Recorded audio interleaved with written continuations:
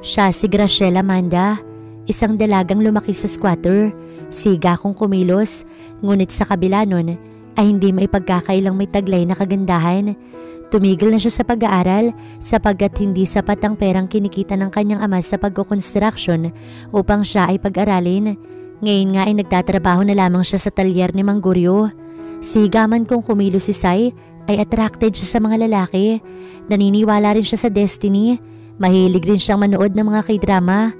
Hanggang sa minsang napadaan sa talyer na pinagtatrabahuhan niya ang isang nerd na lalaki. Hindi niya alam ang pangalan na to. Ang alam niya lang ay nakasuot ito ng malaking salamin at badoy ang damit. Nagpaayos ito ng motor na may kalumaan. Hindi niya alam kung bakit iba yung tingin niya sa lalaki, kung kaya ay gumawa siya ng paraan para lamang makilala at ito ay masundan.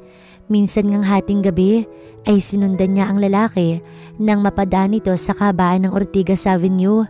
Hiniram niya ang motor ni Mang Guryo at himalang maganda ang mood ng matanda at pinahiram siya na to. At nung gabing yon ay napagtanto niyang lasing ang lalaki. Nasundan niya ito hanggang sa makapasok ito sa isang bahay na may 2 palapag. Pumasok ang lalaki sa silid at ganoon din naman siya. Lasing na lasing ito ng kanyang titigan sa malapitan. Tila may kung anong demonyo ang pumasok sa utak ng dalaga at nagawa niyang isang bagay na hindi dapat ginagawa ng isang babaeng kagaya niya. Pakiramdam niya ay siya na ang pinakamasayang babae sa buong mundo nang maisakatuparan niya ang planong pagsasamantala sa lalaki. Ngunit sa kanyang paggising ay natauhan siya.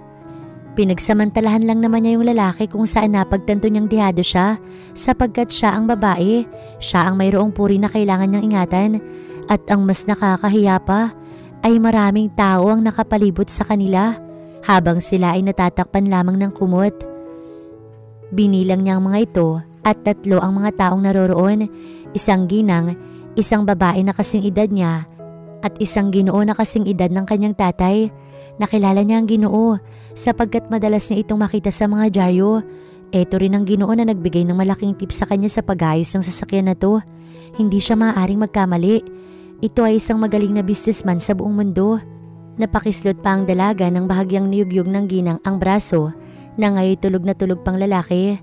Kaagad na kinapa nito ang salamin sa kalapit na mesa at siya ding pagkakagilalas na to. Ma'am? Dad? Napatingin ito sa gawi ko at biglang napaurong. What is it this time, son? Ngiting tugon ng ginoo na tinawag na anak ng lalaki. Diyos ko, anak ng CEO ang nerd na lalaking ito na kanyang pinagsamantalahan. Mang Guryo, baka naman pwedeng bumali oh. Pambili lang ng ulam mamaya. Pakiusap ko kay Mang Guryo, sabay ng pagtali ng jacket na kakahubad ko lamang sa aking bewang. Kanina ko pa sinusundan si Mang Guryo habang paikot-ikot sa talyer nito kung saan ako nagtatrabaho. Aba, hindi ba at kababali mo lamang kahapon? Ano at babalik ka na naman ngayon? Halos wala nang natitira sa linggong sahod mo eh. Kakabali mo. Reklamo ng matanda at muli na naman ako nilagpasan. Bahagya ko inayos ang kulay itim na sombrerong suot ko. Alangan namang mag-ulam na naman kami ng period mamaya, Mang Guryo. Tsaka wala namang problema kung walang matitira sa sasahurin ko eh. Ang importante may maiuwi akong ulam mamaya. Kung hindi nako, masisira na naman yung tenga ko kakatalak ni nanay mamaya. Napapakamot pa sa batok na aking saad. Heist, kung bakit kasi ang hirap pakiusapan ni Mang Guryo. Kanina nga umaga period na naman yung ulam namin. Period kasi yung tawag ni nanay sa asin para daw kasing tuldok. O diba? Ang daming alam ng nanay ko. O sige na, sige na. Ang kulit mo na eh. Nabibingin ako sa boses mo. Ilan ba? Sa wakas, napapayag ko din si Mang Guryo. Bali 100, pambili lamang po ng manok.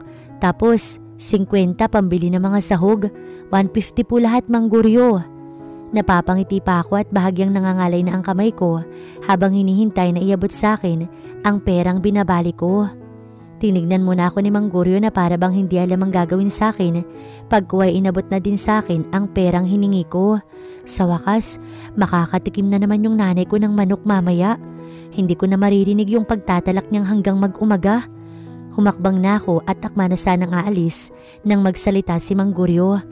At saan ka pupunta? Napalingon ako sapagkat parehong nagtatanong ang mukha ni Mang Guryo at ng lalaki ngayon ko lang napansin na naroon sa aking likuran. Ang lalaking yun, bakit tila napahinto ang paligid ko nang masilayan ko ang kanyang muka? Isang striped polo shirt ang suot ng lalaki ngayon ay hindi makatingin ng diretso sa akin. Malaki din ang suot niyang salamin na kapag tinitignan mo ay para kang natatakot, para bang walang kumpiyansa sa sarili. Bahagya pang nilakasan ni Mang Guryo ang boses para lamang bumalik ako sa kasalukuyan at napapitlag. Napansin ko yung isang may kalumaan ng motor at kupas na din ang pintura na nasa likuran lamang ng lalaking iyon. Bahagya pa nitong inayos ang salamin, pagkuway na pahawak sa suot nitong kulay itim at malaking sling bag na panlalaki. Ayaw kasing umandar ng motor ko, ipapaayos ko sana.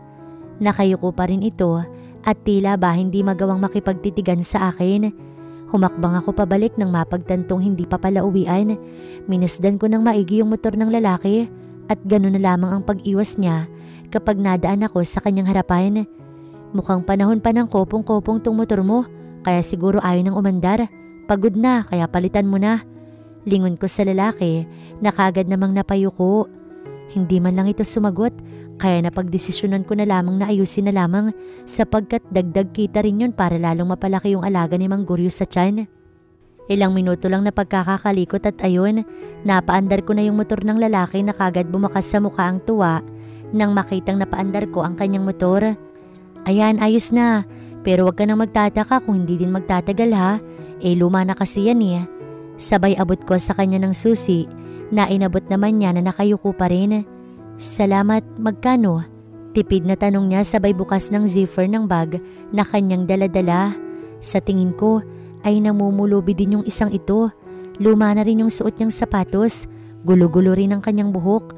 Hindi ko maaninag ang kanyang mga mata sapagkat palagi siyang nakayuko. Aswang ba siya?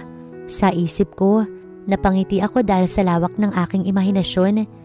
100 na lang.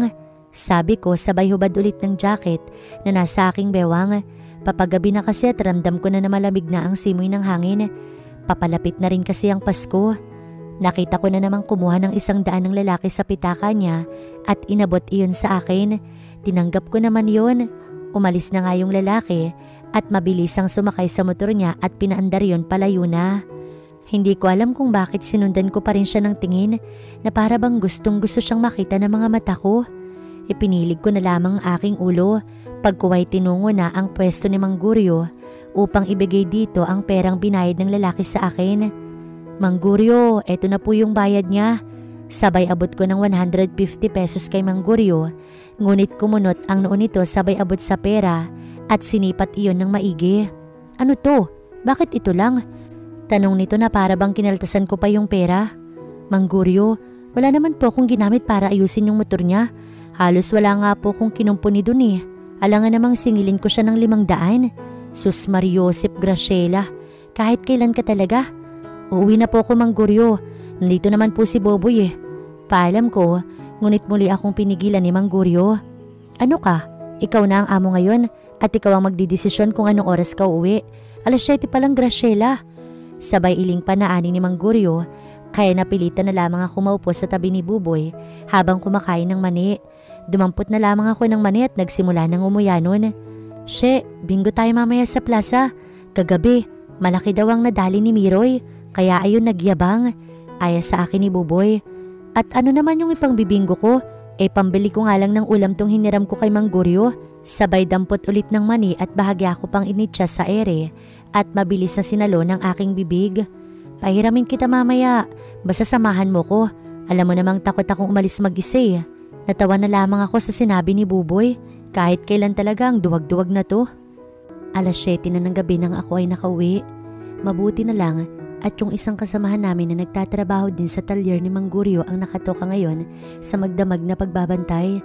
Minsan kasi, hindi maiiwasan na kahit hating gabi na ay may nasisiraan sa daan at nagpapaayos sa talyer. Bumili muna ako ng manok tsaka pansahog bago dumiretso sa bahay. Abot tenga na naman ang ngiti ni nanay nang makitang may daladala akong supot. At ayun nga, masaya nang niluto ni nanay ang manok sa maliit na kusina ng bahay namin. Naligo na muna ako at nagbihis. Buong araw kasi ako sa talyer, kaya amoy pawis ako. Pagkaligo, ay kaagad ako lumabas ng bahay at naupo sa papag sa labas. Dikit-dikit ang mga bahay kung saan kami nakatira at sobrang ingay sa paligid, pero kapag ganitong oras ay dito talaga ako tumatambay. Mga kalahating oras na ako nakaupo sapagkat inaabangan ko si Buboy. Sabi niya, pupunta kami sa bingguhan ngayon. Palpak talaga yun. Ilang saglit pa ay lumabas si nanay at mukhang may inaabangan. Maya-maya pa ay namataan na namin ni nanay sa Ate Grace. Kasama ang nobyo nito na anak ng kapitan ng barangay namin. Sumilay agad ang malapad ng ngiti sa mga labi ni nanay. Palibhasa kasi pinagmamalaki niya si Ate Grace. Good evening, nanay. Bati pa ni ate na alam kong pakitang tao lang din naman sapagkat kasama nito ang nobyo na to. Good evening po, tita. Bati naman ni Carl at inabot pa kay nanay ang malaking supot na dala na to. Sip-sip. Bulong ko ngunit narinig nila iyon, kung kaya ay sinamaan ako ng tingin ni nanay. Sige po, tita Grace. Hindi na ako magtatagal. Baka hinahanap na ako ni Papa. Kamot sa batok na paalam ni Carl na tinunguan naman ni nanay sabay pasalamat dito. Pagkaalis ni Carl ay inihanda ko na ang aking sarili at hindi nga ako nagkamali. Piningot ni Ate Grace ang aking tenga tsaka ako pinapasok sa loob. Ayan, pagtandain mo nga yung kapatid mo na yan, Grace. Napakabastos. Hindi na ginalang ang anak ni Kapitan na nobyo mo. Kung sana marunong din siyang magayos at mamingwit ng mga mayayaman, di sana may nobyo din siyang mayaman. Kaya naiinggit sa'yo yan Sabay lapag ni nanay ng supot na bigay ni Carl sa mesa. Grace, ano na naman yung ginagawa mo sa kapatid mo? Awat ni tatay. Nanoon ko lamang napansin at nanonood pala ng TV sa maliit na sala ng bahay namin. Ito lang talaga ang tanging kakampi ko sa loob ng pamamahay namin. Kasi naman yung anak nyo, tay. Sinabihan ba naman si Carl na sip-sip? Hindi na nahiya sa tao.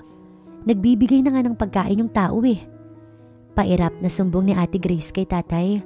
As if naman nakakampihan siya ni tatay. Alam mo namang mapagbiro yung kapatid mo. Tsaka bakit ba ginagabi ka sa pag-uwi? Halos dun ka na tumira sa nobyo mo O hindi ba? Hinanapan siya ng butas ni tatay. Ay na naman po tayo Kakampihan nyo na naman yung anak nyo. Hindi nyo nga sinisitayan at ginagabi din yan sa pag-uwi. Bakasang inis sa boses ni Ate Grace. Tonyo, talagang palagi mo na lang kinakampihan. Natigil si nanay nang magsalita si tatay. Nagtatrabaho si Graciela at hindi puro lalaki yung inaatupag. Hindi puro pag-aasawa ang nasa isip. Ikaw, Grace, inuna kitang pag-aralin. Pero imbis na pag-aaral lang atupagin mo, kinarir mo ang pagiging nobya ng anak ng kapitan. Anong akala mo? Masasalba ng anak ng kapitan ang buhay na mayroon tayo? Hindi. Walang ibang magsasalba sa pamilyang to sa kahirapan kundi kayo lang. Nagpaubaya si Graciela sa'yo na patapusin ka sa pag-aaral. Pero hindi ka pala pumapasok. Inuna mo yung tawag ng laman kaysa sa kinabukasan mo. At ikaw naman, Maricel, wala ka ng ibang ginawa kundi ang konsintihin niyang anak mo. Yun lamang at padabog nang umalis si tatay sa harapan naming tatlo. Maging ako ay nagulat sa sinabi na to. Masama pala ang loob ng aming ama. Totoo naman nagpaubaya ako. Kahit na mas matalino ko kay Ate Grace, mas malaki yung chance ko na matupad yung pangarap ko. Pero dahil gusto ni nanay na unahin si ate, sapagkat siya ang nakakatanda, tumigil ako sa pag-aaral. Tumulong ako sa gastusin sa bahay. Maging si tatay ay kumakayod ng maigi para lamang may maibigay sa pag-aaral ni Ate Grace, na sa huli ay nalaman naming nagpupunta lang din pala sa wala. Tama si tatay. Inuna kasi talaga niya ang kalandian. Kita mo na, Graciela, sobrang sakit ng mga salitang binitiwan ng tatay sa ate mo. Bulyaw ni nanay sa akin na kaagad kinainit ng aking ulo. Bakit, nay? Masama bang pagalitan ng ama ang anak? Bakit kayo? Wala nga akong ibang ginawa kundi magtrabaho ng magtrabaho. Pero masasakit din na salita yung natatanggap ko sa inyo. Nagrereklamo ba ako? Ni minsan ba pinagalitan mo si ate? Hindi, di ba? Palagi na lang ako ang mali, ako ang masama. Kaya hindi natupad yung pangarap ko kasi akala mo magaling si Grace, matalino si Grace. Pero nay, hindi mo nakikita. Oo, hindi mo nakikita kasi ni minsan ba Sinilip mo man lang ba ang card ko? Nay, hindi. Ni minsan, hindi nyo tinignan. Kasi si Ate Grace ang magaling. Natigil ako ng isang malakas na sampal. Huwag mo ngang sigawan si nanay. Napapikit ako ng mariin pag ko ay nagpigil. Ayokong pumatol sa kapatid ko. Kahit papaano, ay siya pa rin ang ate sa aming dalawa. Hindi ko naman sinisigawan ng aming ina. Gusto ko lang sabihin lahat ng aking hinanakit. Lahat ng sakit sa aking dibdib. Nakita ko namang natigilan si nanay at natuod sa kanyang kinatatayuan. Nakita ko siyang umiyak, kung kaya ay dali-dali kong lumabas ng bahay. Hindi ko talaga kayang makitang nasasaktan ng mga mahal ko sa buhay. Wala naman ako ibang gusto, kundi ang intindihin nila ako. Pero hindi nila magawa. Ako pa rin ang palaging mali. Kinabukasan nun ay maaga akong tumungo sa talyer. Ayokong magis na naman ako ni nanay. At alam kong masasakit na naman na salita ang maririnig ko dahil nga sa nangyari kagabi. Pagdating sa talyer, ay nandoon na si Mang Guryo. Tamang-tama, ako ang nakatoka para magbantay ng talyer hanggang mag-umaga. Doble ang sahod kapag ganun. Makakaiwas din ako kay nanay tsaka kay Ate Grace. Masama yung loob ko dahil pati si tatay ay apektado na pala. Hindi lang pala pinapahalata ni tatay pero alam kong nasaktan siya sa pagkukunsi ni nanay kay ate. Nagwalis na lamang ako ng paligid para malibang-libang naman. Maaga pa kaya wala pang masyadong motorista sa daan. Hanggang sa may dumating na isang lalaki na nakasakay sa isang mamahaling sasakyan.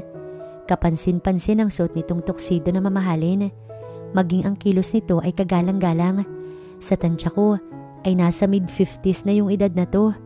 Pamilyar din ang mukha nito sa akin. Hindi ko lang matandaan kung saan ko ito nakita.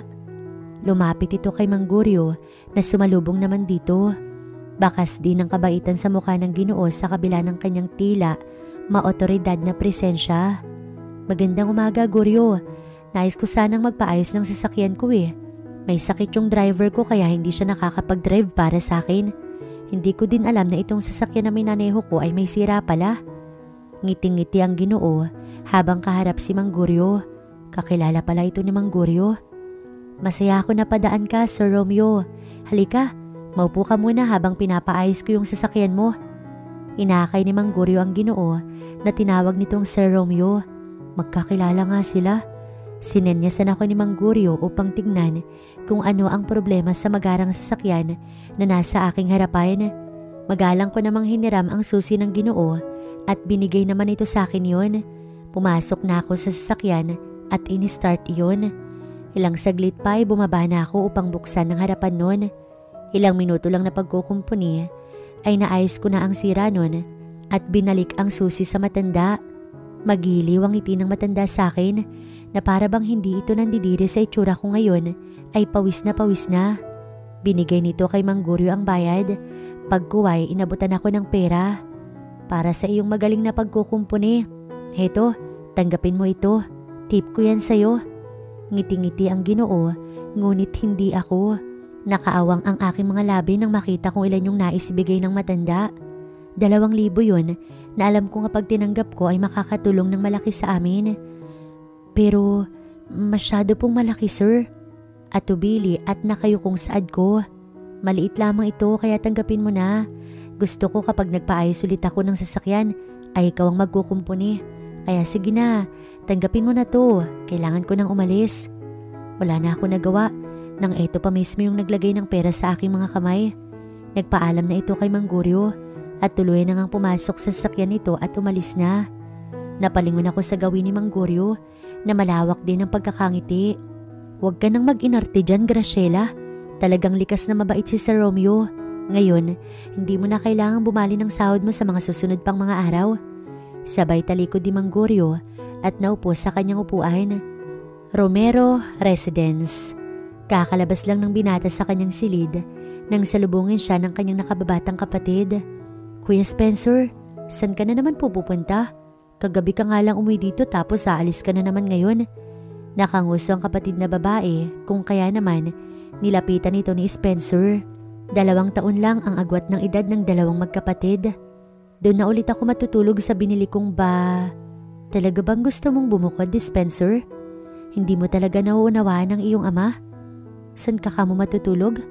Sa bahay na binili mo na kasing liit lang ng kusina ng mansyon natin? Sulpot ng kanilang ina na ngayon ay nakakross arms at askilay na humarap sa anak na lalaki.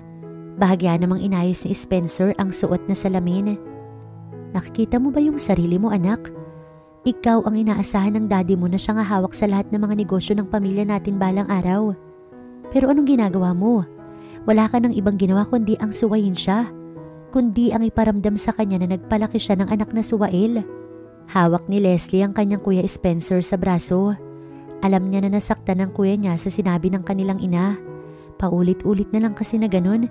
Hindi maintindihan ng kanilang ina at ama na hindi gusto ni Spencer ang mamuhay na tinitingala ng lahat. Gusto lang ng binata ang isang simple at tahimik na buhay. At to pa rin ang pangarap niya na maging isang magaling at tanyag na pintor. Pero wala. Yun raw ang kapalaran niya dahil para sa kanilang mga magulang, walang silbi ang isang pintor. Hindi na nagawang magsalita ng binata. Alam niyang kahit kailan ay hindi naman siya mananalo sa kanyang ina. Hindi ka na nagbago. Kapag marami tayong bisita, ay napagkakamalan kang ordinaryong tao lang. Bakit ba hindi mo kayang itapon na lang ang mga bagay at gamit na siyang nakasanayan mo? Isa kang Romero, Spencer. Walang Romero ang nakasuot ng isang badoy na kung titignan ka, ay isa ka lamang kung sinong tao. My God, Spencer! Bakit, ma'am? Ordinaryong tao lang din naman ako ah. Oo, baduy ako. Hindi ko magawang magsuot ng mga magagarang damit. Dito ako sanay, ma'am. Kung sana hindi niyo ako sinanay at hinayaang lumaki sa piling ni Lolo, sana kasing hambog niyo rin ako. Natigil si Spencer sapagkat inambahan siya ng kanyang ina ng isang sampal. Wag na wag mong babanggitin yung lolo mo dito. Matagal na siyang wala. Dinuro pa siya nito habang si Leslie naman ay todo awat. Kaya mo ko binawi kasi wala na si Lolo. Oo, walang Romero na nagsusuot ng mga damit na meron ako. Pero merong matandang mayaman na piniling mamuhay ng simple at tahimik na siyang nagturo sa akin kung paano magpakumbaba. Walang iba kundi si Lolo, ang iyong ama na kinakahiya mo. Graciela's point of view. Abala ako sa paglalagay ng mga tools ng sasakyan sa lagayan nang biglang may magsalita sa aking likuran. Magpapaayos sana ulit ako ng motor ko. Napalingon ako upang bigla na lamang matigil at pansamantalang natuod. Bakit ganun? Bakit kapag nakikita ko siya ay bumibilis ang tibok ng aking puso? Pakiramdam ko anumang oras ay himatayin ako sa bilis nun. Pangalawang beses pa lang naming pagkikita, ngunit pakiramdam ko ay nangulila ako sa kanya ng husto. Napalunok ako pag kuwa'y tumayo. Pinunasan ko ang tagatakong pawis at siya ay hinarap. Sinabi ko na kasi sa'yo, bumili ka na lang ng bagong motor. Bahagya pa akong lumapit, ngunit napaatras naman siya. Hindi ko alam, pero ang cute niyang tignan kapag inaayos niya yung suot niya ng malaking salamin. Ganoon pa rin yung suot niyang design ng damit, ngunit magkaibang kulay. Hindi na siya nakapagsalita pa, kaya naman, inayos ko na ang kanyang motor. Nakita ko namang nakatutok lamang ang tingin niya sa akin habang nagkukumpuni ng luma at sira niyang motor. Bahagya naman siyang napayuko nang magtama ang mga mata namin. Muli ko na lamang itinutok ang tingin sa aking ginagawa hanggang sa ako'y matapos. Tapos na, ayos na ulit, pero kagaya ng sabi ko, hindi na naman magtatagal yan at muli na namang masisira sa susunod na mga araw. Saad ko na hindi naman niya sinagot. Sa halip ay nabutan niya ako ng pera at dali-daling umalis. Malalim na ang gabi at heto ko. Nag-aabang pa rin ng mga posibleng magpapaayos sa talyer. Ako na lang mag-isa dito at nagmamadaling umalis kanina si Mang Guryo. Hiniram ko dito yung motor nito kanina para bumili ng mga bagong gamit para sa talyer at pumayag naman ito. Si Buboy naman ay kakaalis lamang din. Mangilan-ngilan na lamang ang mga sasakyan sa kalsada, kung kaya ay hindi ko magawang umidlip. Tinignan ko yung relo ko at nakita ko mag-aalas 12 na ng hating gabi. Magsasara na siguro ko, pero dito na lang din matutulog. Minsan kasi ay meron pang mga motorista ang mga nagigising kahit na madaling araw para magpaayos. Inayos ko na ang ilang mga gamit at inilagay sa kwarto kung saan ako natutulog. Doon safe ang mga gamit kasi may lock yung pinto nun. Nang masiguro kong nailigpit ko na lahat, ay napansin at narinig ko yung pamilyar na andar ng motorsiklo. At nung lumingon ako, ay nakita ko nga ito na mabilis na dumaan sa harapan ng talyer. Kinabahan ako bigla dahil sa bilis ng takbo ng lumang motorsiklo ng lalaking yon. Hindi na ako nag-isip at sumakay ako sa motorsiklo ni Mang Guryo. Tsaka yun pinaandar upang habulin ng lalaki. Mabilis din ang pagpapatakbo ko upang maabutan ko ang nerd na lalaking yon. At ayun nga siya, ilang di pa na lamang ang layo sa akin. Pinili kong wag magpahalata na sinusundan ko siya hanggang sa marating niya ang isang hindi kalakihang bahay. Ipinasok niya ang motorsiklo sa maliit na garahe nun, kung kaya ay huminto na rin ako. Nakita kong bumaba siya at naglakad na tila nangangapa papasok ng bahay. Hindi ko alam pero sumunod pa rin ako. Hanggang sa pumanhik siya sa ilang baitang ng hagdan, tsaka pumasok sa isang silid. Sumilip ako sa nakawang ng pintuan at nakita ko ang lalaki na patihayang humiga sa kama. Lasing pala siya, kaya ganoon na lamang kabilis ang pagpapatakbo niya ng motor niya.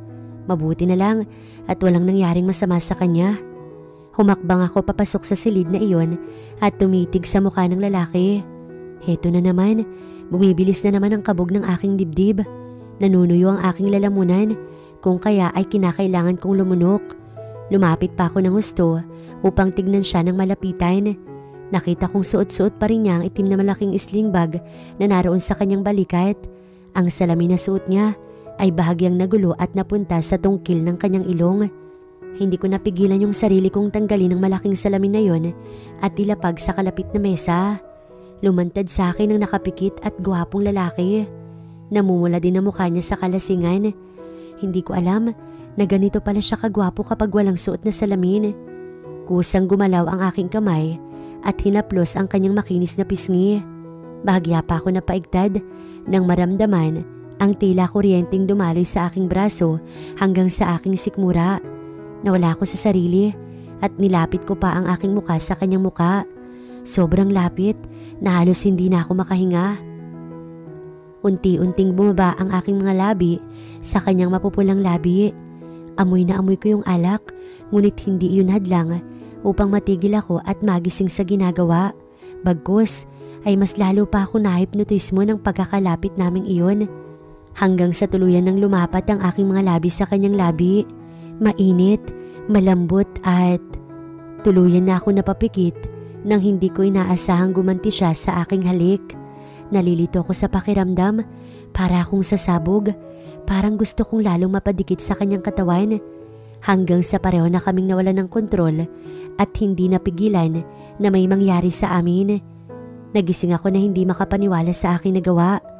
Graciela, anong ginawa mo? Tanong ko sa aking sarili. Nakayuko ako sa kama at nakatitig lamang sa pulang mantsa na nasa kumot at sapin. Ang lalaki sa aking tabi ay tulog na tulog pa rin. Gusto kong sabunutan ng aking sarili. Anong mukha yung ihaharap ko kay tatay? Anong sasabihin niya? Anong iisipin niya? Nagumaya ako kay Ate Grace. Ano bang pumasok sa isip ko? Hanggang sa mapaangat ako ng tingin at nawalan ng kulay ang aking balat nang makitang napakaraming nakapalibot sa amin. Isang ginang, isang babaeng kasing edad ko, isang Ginoo na kasing edad ng aking tatay. Ginoo na talagang pamilyar sa akin. Oo, kilala ko ito. Sa dyaryo ko pala ito madalas makita sapagkat ito ang isa sa mga nangungunang businessman sa buong mundo. At ito rin ang Ginoo sa talyer kung saan kakilala ni Mang Guryo. Ang Ginoong nagbigay sa akin ng malaking tip sa pag-aayos ko sa sasakyan na to. Napakislot pa ako nang bahagyang niyugyug ng ginang ang braso nang ngayon tulog na tulog pang lalaki. Kaagad na kinapa niya ang salamin sa kalapit na mesa at siya ding pagkagilalas. Ma'am? Dad? Napatingin pa siya sa gawi ko at biglang napaurong. What is it this time, son? Ngiting tanong ng Ginoo na tinawag na anak ang lalaki. Diyos ko, anak ng CEO ang nerd na lalaking ito na siyang pinagsamantalahan ko? Hindi ko ma-imagine kung gaano nakapula ang pisngi ko. Hiyang-hiya ko ngayon at pilit na tinatakpan ng aking katawan. Ito na yung pinaka nakakahiyang bagay na ginawa ko sa buong buhay ko. Sigurado kung kamumuhian ako ni tatay oras na malaman niya ito. At si nanay, magsasaya siya at sasabihin na namang nagkamali si tatay sa pagkampi sa akin. Tanga, ang tanga-tanga-tanga ko. Pansamantala kaming iniwan ng mga magulang ng nerd na lalaki na nasa tabi ko pa rin hanggang ngayon. Sinabi nila na hihintay nila kami sa labas. Rinig na rinig ko naman ang panay na malalim na buntong hininga ng lalaki sa aking tabi. Gusto kong maiyak. Ano bang demonyo ang pumasok sa utak ko? Ni sa hinagap ko ay hindi ko ito maisip gawin pero nagawa ko. Ako tong babae pero lumalabas na ako yung lalaki dahil sa ako yung pumasok sa bahay ng lalaki at pinagsamantalahan ng kanyang kalasingan. Are you okay? Natigil ako sa anumang iniisip nang marinig ang tanong na iyon buhat sa lalaki. Hindi siya galit. Sa halip ay tinanong niya ako kung okay lang ba ako. Pasensya ka na, hindi ko...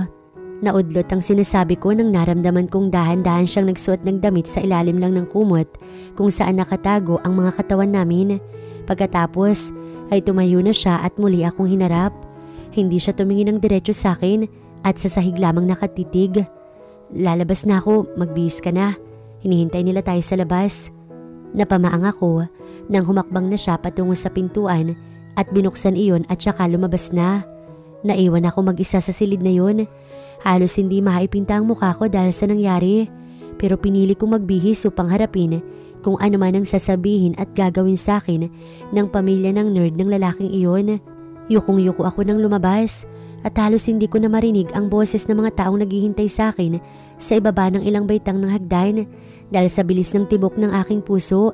Para ako nabibingi hanggang sa tuluyan na ako makababa at ngayon ay kaharap na ang mag-asawa, maging ang babaeng kasing edad ko at ang nerd na lalaking yon.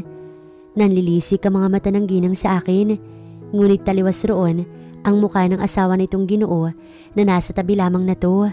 Ngiting-ngiti ang Ginoo at batid kong nakikilala ako na to. Halos hindi naman mapakali sa isang sulok ang lalaking yon. Sabihin mo, anong nangyari? Na hindi ko alam na nagkaroon ng nobya itong anak kong si Spencer. Tapos ngayon, makikita kong may katabi siyang babae sa kama. Isa ka bang bayaran? Tama na ma'am, lasing ako kagabi. Hindi ko alam kung anong nangyari. Pero sigurado ko, akong nagdala sa kanya dito. Napaangat na ng mukha ang nerd na lalaking iyon na Spencer pala ang pangalan. Lasing? Kaya siguro hinila mo na lamang itong babaeng ito para samahan ka sa kama? Kung hindi ba naman siya bayaran, hindi siya sasama sa isang lasing na kagaya mo. Bahagya pang lumapit ang masungit na ginang sa anak na ngayon ko lamang nakitang nakipagtitigan sa isang tao at sa ina pa na to. Tumigil ka na, Suzanne. Kilala ko yung babaeng yan. Hindi siya bayaran tulad ng iniisip mo.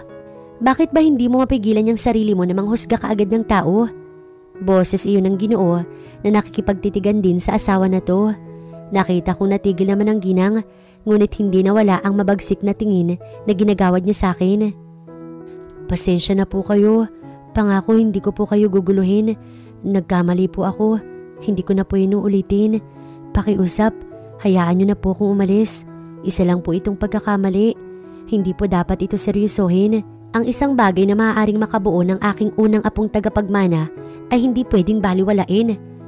Napatingin ang lahat sa sinabi ngayon ng Ginoo, lalong-lalo na ng asawa na to.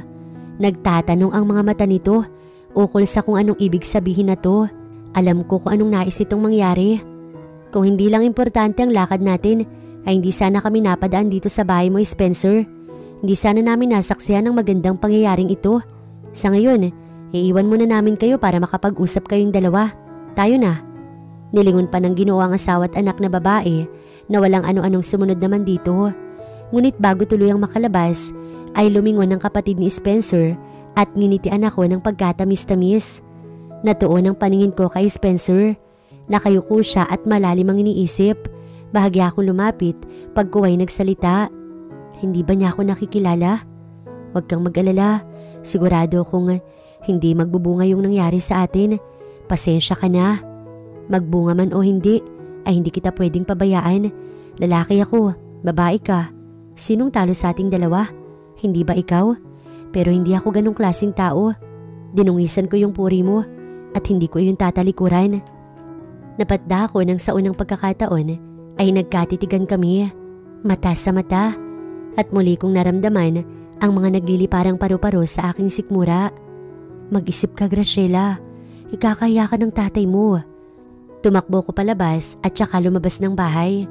Narinig kong hinabol ako ni Spencer pero mabilis ko nang pinaandar ang motor ni Mang Goryo at nilisan ng lugar na yon. Narating ko ang talyer ni Mang Goryo. At napaawang ang mga labi ko nang makitang tila nagkakagulo ang mga tao doon. Nang makita ko ni Mang Goryo, ay kaagad ako nilapitan nito at dinuro. Ikaw, pinagkatiwalaan kita, Graciela. Anong ginawa mo? Bayaran mo yung halaga ng mga ninakaw na gamit sa talyer ko. Bulyaw ni Mang Goryo na mas lalong kinaguho ng aking mundo. Ninakawan ho ang talyer? At tubiling tanong ko, hindi mo ba nakikita na wala lahat ng mga bagong gamit dito? Kung umalis ka man, sana nilak mo ng mabuti. Hindi yung iiwanan mo na lamang na nakabukas ang pintuan ng kwarto kung saan nakatambak ang mga mahal na gamit. Bakas na sa leeg ng matandang si Mang Goryo ang galit dahil sa ugat na to. Bayaran mo ko sa lalong madaling panahon, 25,000 Graciela. Kung hindi, ipapakulong kita. Sasabihin ko na pinlano mong nakawan ng talyer ko at kasabot mo ang mga magnanakaw. Pabulong iyong sinaad ni Mang Goryo. Matamlay na naglakad ako pauwi sa bahay namin. Patong-patong yung problema ko ngayon. Una, yung kahihiyan ko sa tatay ko. Oras na malaman niyang nanamantala ako ng lalaki. Isipin niyang mas masahol pa ako kay Ate Grace. Pangalawa, ang halagang kailangan kong ibayad kay Mang Goryo dahil sa kapabayaan ko. Pangatlo, paano kung magbunga yung kabaliwan ko? Batid kong pinagtitinginan ako ng mga kapitbahay namin sa aking itsura. Para na akong nababaliw. Halos hindi maipinta yung mukha ko at lutang rin ako. Dumiretso na kasi ako ng uwi dahil ayaw na akong papasukin ni Mang Goryo sa talyer. Paano na ngayon? Paano nang gastusin sa bahay? O Graciela, ang aga mo naman yatang umuwi. Bungad sa akin ni nanay. Hindi ko pala napansin na nasa harap na ako ng munti naming tahanan. Halos hindi ako makatingin ng diretso sa aking ina. Hiyang-hiya ako. Oo't wala siyang alam, pero nakukonsensya ako. Nakukonsensya ako sa ginawa ko. Anong pinagkaiba ko kay Ate Grace? Graciela, tinatanong kita, ano't tulala ka dyan? Untag sa akin ni nanay nang hindi ako umimik. Napapidlag naman ako at sinubukang lagpasan si nanay na nasa bukana ng pintuan. Alam kong hindi niya ako titigilan dahil sa maaga akong umuwi. Graciela, binabastos mo ba ako? Wala na po kong trabaho, Nay. Mahina, ngunit sapat na upang marinig ni nanay ang sinabi kong iyon. Ilang sandaling katahimikan at tama nga ako. Sumabog nga ang bulkan pagkatapos ng ilang minuto. Ano? At bakit? May ginawa ka bang kalokohan kaya ka tinanggal ng matandang si Goryo? Sabihin mo, anong ginawa mo? Paano na tayo ngayon yan? Hindi nga sapat ang mga araw-araw natin na kayong dalawa ng tatay mo ang nagtatrabaho. Ngayon pa kayang wala ka na ring trabaho? Sunod-sunod na tanong ni nanay. Hindi ka ba nag-iisip, Graciela? Ang ate mo, alam mo namang bumibili siya ng pampaganda ng kutis niya linggo-linggo. Ano na? Saan siya kukuha ng pambili gayong wala ka ng trabaho? Puro na lang kayo si ate. Paulit-ulit na lang, Nay. Hindi ko po obligasyon si Ate Grace. Kung tutuusin, siya nga itong dapat na magtrabaho at nag-aaral na lang ako. Pero ano, wala naman siyang alam na kahit na anong trabaho kasi sinanay niyo na para siyang reyna. Samantalang ako, tinuring niyong alipin. Anak niyo rin ako, Nay. Napahagulgol na ako ng iyak sa harap ng aking nanay. Napapagod din po ako. Nawalan ako ng trabaho dahil nanakawan ng talyer. Ako yung sinisisi ni Mang Goryo. Kaya kailangan kong maghanap ng pera pambayad sa kanya. Kung hindi, ipapakulong niya ako. Dugtong ko pa at naglakad na palabas ng bahay. Batid kong sinusundan ako ng tingin ni nanay. Hindi ko pa rin mapigilan ng masaganang luha na naglalandas sa aking magkabilang pisngi. Malinaw sa akin na si ate lang ang mahalaga sa kanya. Si ate lang ang dapat naintindihin. Si ate lang ang dapat maging masaya. Si ate lang. Pinahid ko ang luha sa aking magkabilang pisngi pag ko ay binilisan ng paglalakad. Hindi ko alam kung saan ako pupunta. Kung saan ako kukuha ng pera para pangbayad kay Mang Goryo. Oo, mabait si Mang Goryo pero lahat gagawin nito para lamang sa pera. Alam kong hindi ito nagbibiro at talagang idadamay ako nito sa pagnanakaw na wala naman akong alam. Graciela, Amanda? Napalingon ako sa tumawag sa buo kong pangalan. Bahagya pa ako nagulat nang mamukaan ang lalaki ngayon ay nakatitig sa akin. Si Jello, isa sa mga kaklase ko noon. Napalunok ako. He's my long-time crush. Ikaw nga, how are you? Still remember me?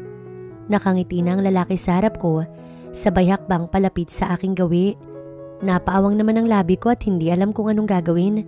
Masyado akong nabiglat na tuwa. Gwapo si Jello. Halos lahat ng babae sa eskwelahan namin dati ay nagkakagusto dito. Makabago din ang damit na suot nito na siyang gustong-gusto ng mga kababaihan ngayon. Moreno ito. Hindi ganun katangkad, ngunit basta, hindi ko maipaliwanag yung nararamdaman ko.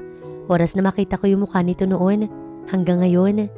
Graciela, hindi mo na ba ako naaalala?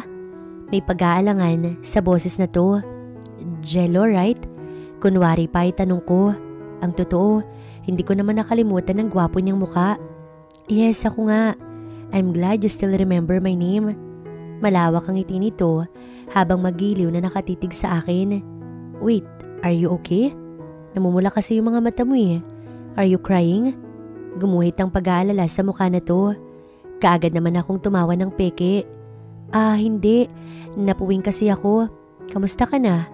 Pag-iba ko na lamang sa usapan. Are you sure? Well, mabuti naman. Akala ko umiiyak ka eh. Ako? Okay naman ako. Sa awa ng Diyos. Nakapagtapos na rin ako. Talaga? So, isa ka ng ganap na nurse ngayon? Ngiti-ngiti ako at talagang totoo ang tuwa sa aking mga mata. Masaya ako para dito. Tumango naman ito sabay ng mahinang tawa. Nang biglang nagring ang aking cellphone, kaya kaagad ko yung sinagot. Nagpaalam muna ako kay Jello bago tuloy ang sinagot ang tumatawag. Bahagya akong lumayo mula sa kinatatayuan ni Jello at kinausap ang nasa kabilang linya. Graciela, bumalik ka na dito sa talyer. Pinapatawag ka ni Mang Guryo. Boses iyon ni Buboy. Muling bumalik ang matinding problema sa aking sistema. Sigurado akong maniningil na naman si Mang Guryo at pipilitin ako magbayad. Pinatay ko na ang tawag at muling bumalik sa harap ni Jello. Jello, may pupuntahan pa kasi ako eh. Maglalakad ka lang? Tumango ako sa pagputol niya ng aking sinasabi. Halika, ihahatid na kita. San ka ba? Iginiya ko ni Jello sa isang nakaparadang puting sasakyan. Mayaman sila, kaya hindi na ako magtataka. Napapagod na rin naman ako maglakad, kaya pumayag na lamang ako. Pagkababa pa lang ng sasakyan ay hindi nga ako nagkamali. Muli nga akong niremind ni Mang Guryo tungkol sa nangyari kagabi. Tungkol sa kailangan ko daw bayaran. Nakakahiya talaga, lalo pat nasa likuran ko si Jello. Mang Guryo, magbabayad naman ho ako eh. Kahit na wala naman talaga akong alam sa pagnanakaw. Inaamin ko na naging pabaya ko, pero hindi naman po ako yung may pakana na to. Pakiusap naman po. Bigyan niyo ako ng kahit na ilang araw at babayaran ko po kayo. Wika ko sa matanda na ngayon ay napapailing-iling. Nang biglang may sumulpot sa likuran ko at inabutan si Mang Guryo ng isang may kakapalang sobre. 100,000 piso po yan. Higit pa sa halagang sinisingil niyo kay Graciela. Sana naman, sapat na yan at huwag niyo na siyang ipahiya. Nagitla ako. Halos hindi makagalaw. Huli na nang mapagtanto kong hinila ko ni Spencer patungo sa motor niya at ang nakakapagtaka ay nagpatianod lamang ako hanggang sa tuluyan na niya akong nilayo sa lugar na iyon. Dinala ko ni Spencer sa isang may kaliitang bahay. Simple lamang iyon. May maliit na sala na katabi lamang ng kusina at isang maliit na silid na sa pagpasok namin ay puno ng mga painting na nakasabit sa 4 na sulok ng silid na iyon. Makatawag pansin ng mga painting sa dingding. Maganda ang pagkakagawa. Lahat ay tungkol sa nature, maliban sa isang painting na nasa ibabaw ng maliit na mesang naroon. Isang magandang babae ang nasa painting na iyon. Kulot ang buhok na nakalugay ang singkit na mga mata. Nang mapansin ni Spencer na nakatutok doon ang aking paningin, ay kaagad niyang itinaubi yun at bigla na lamang namula ang kanyang magkabilang pisngi. Hindi na naman niya magawang tumingin sa akin ng diretso. Bakit mo ko dinala rito? Tsaka, paano mo nalaman ang tungkol sa nangyari sa talyer? Hindi ko magawang ibaling sa ibang direksyon ang aking mga mata. Nakatitig lamang ako kay Spencer na ngayon ay naupo sa upuang naroon, kaharap lamang ng salamin sa bintana. Bakit mo ko sinundan kagabi?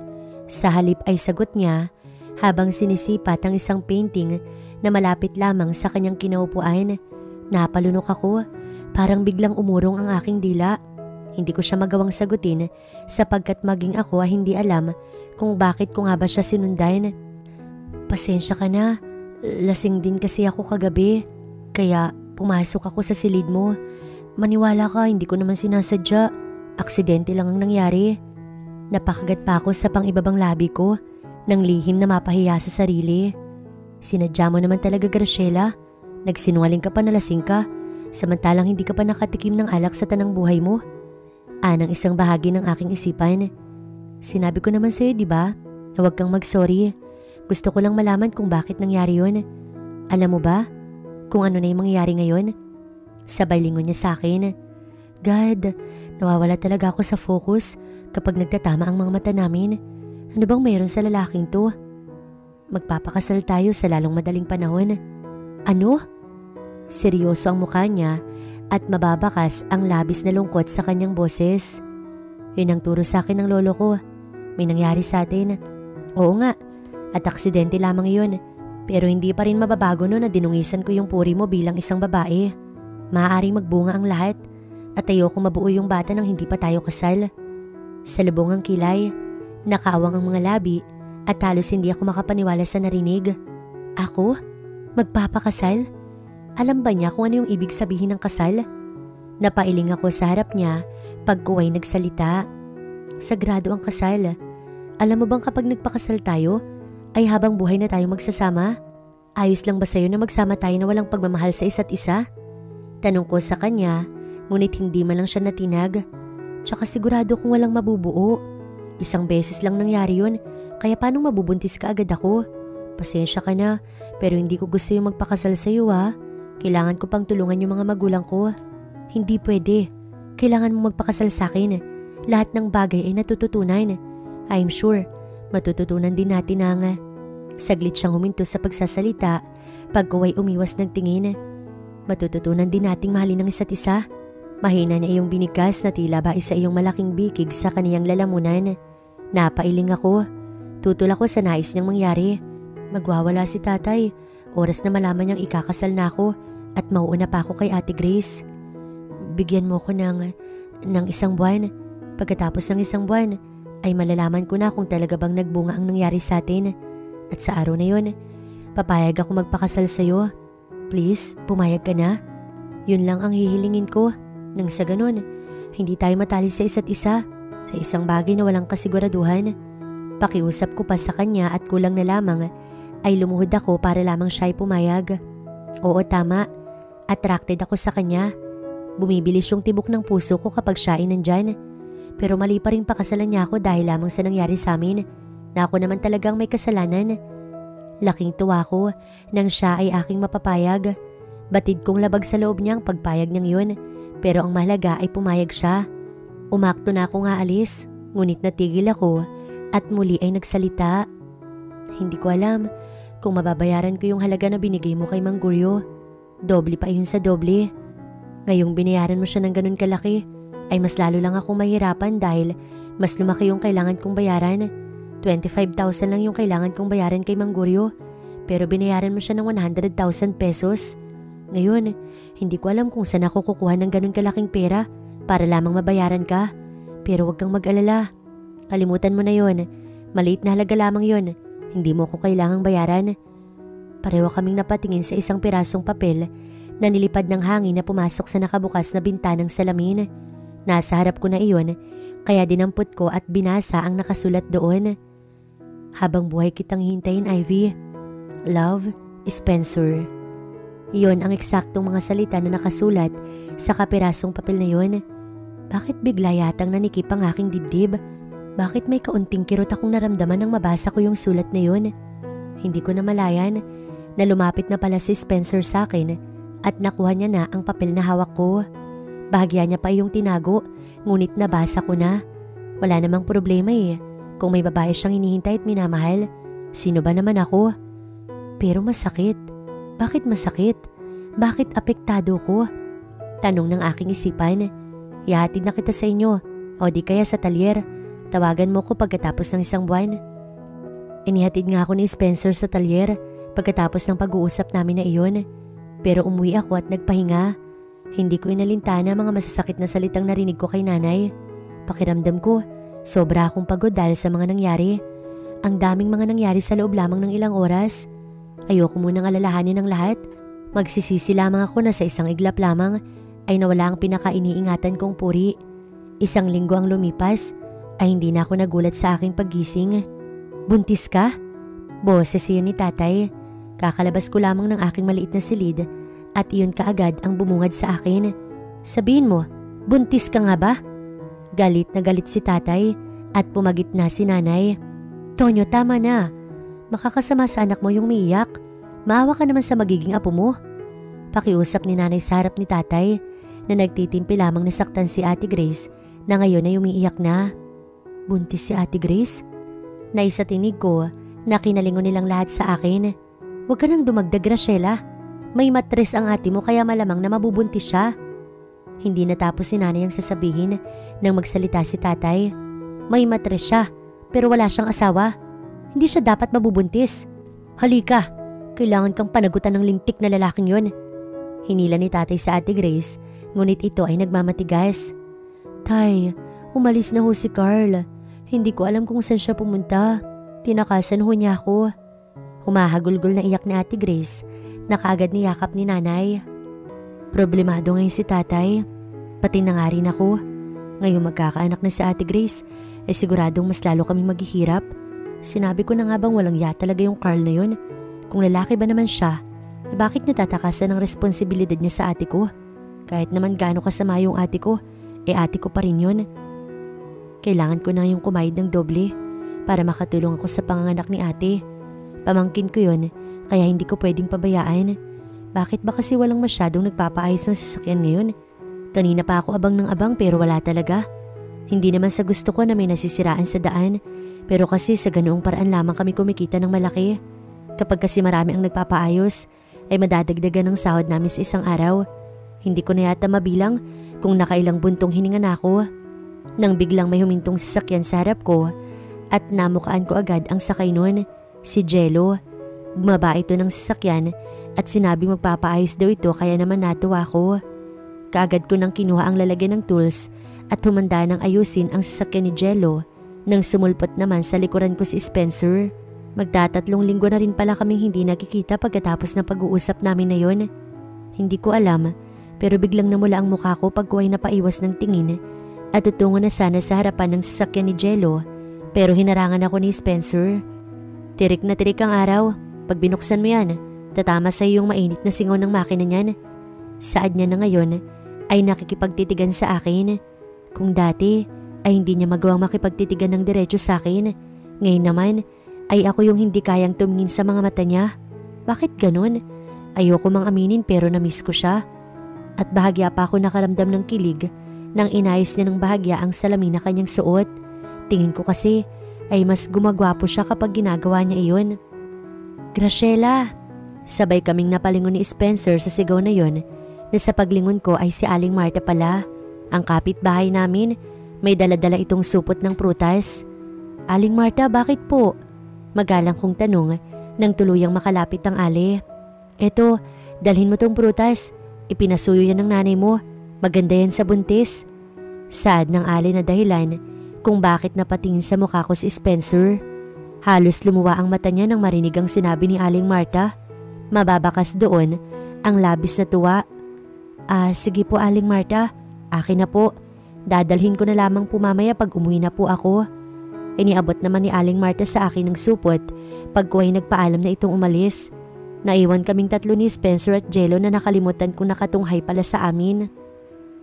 Let's talk. Maotoridad ang boses ni Spencer, ngunit ako ay nagbatigas.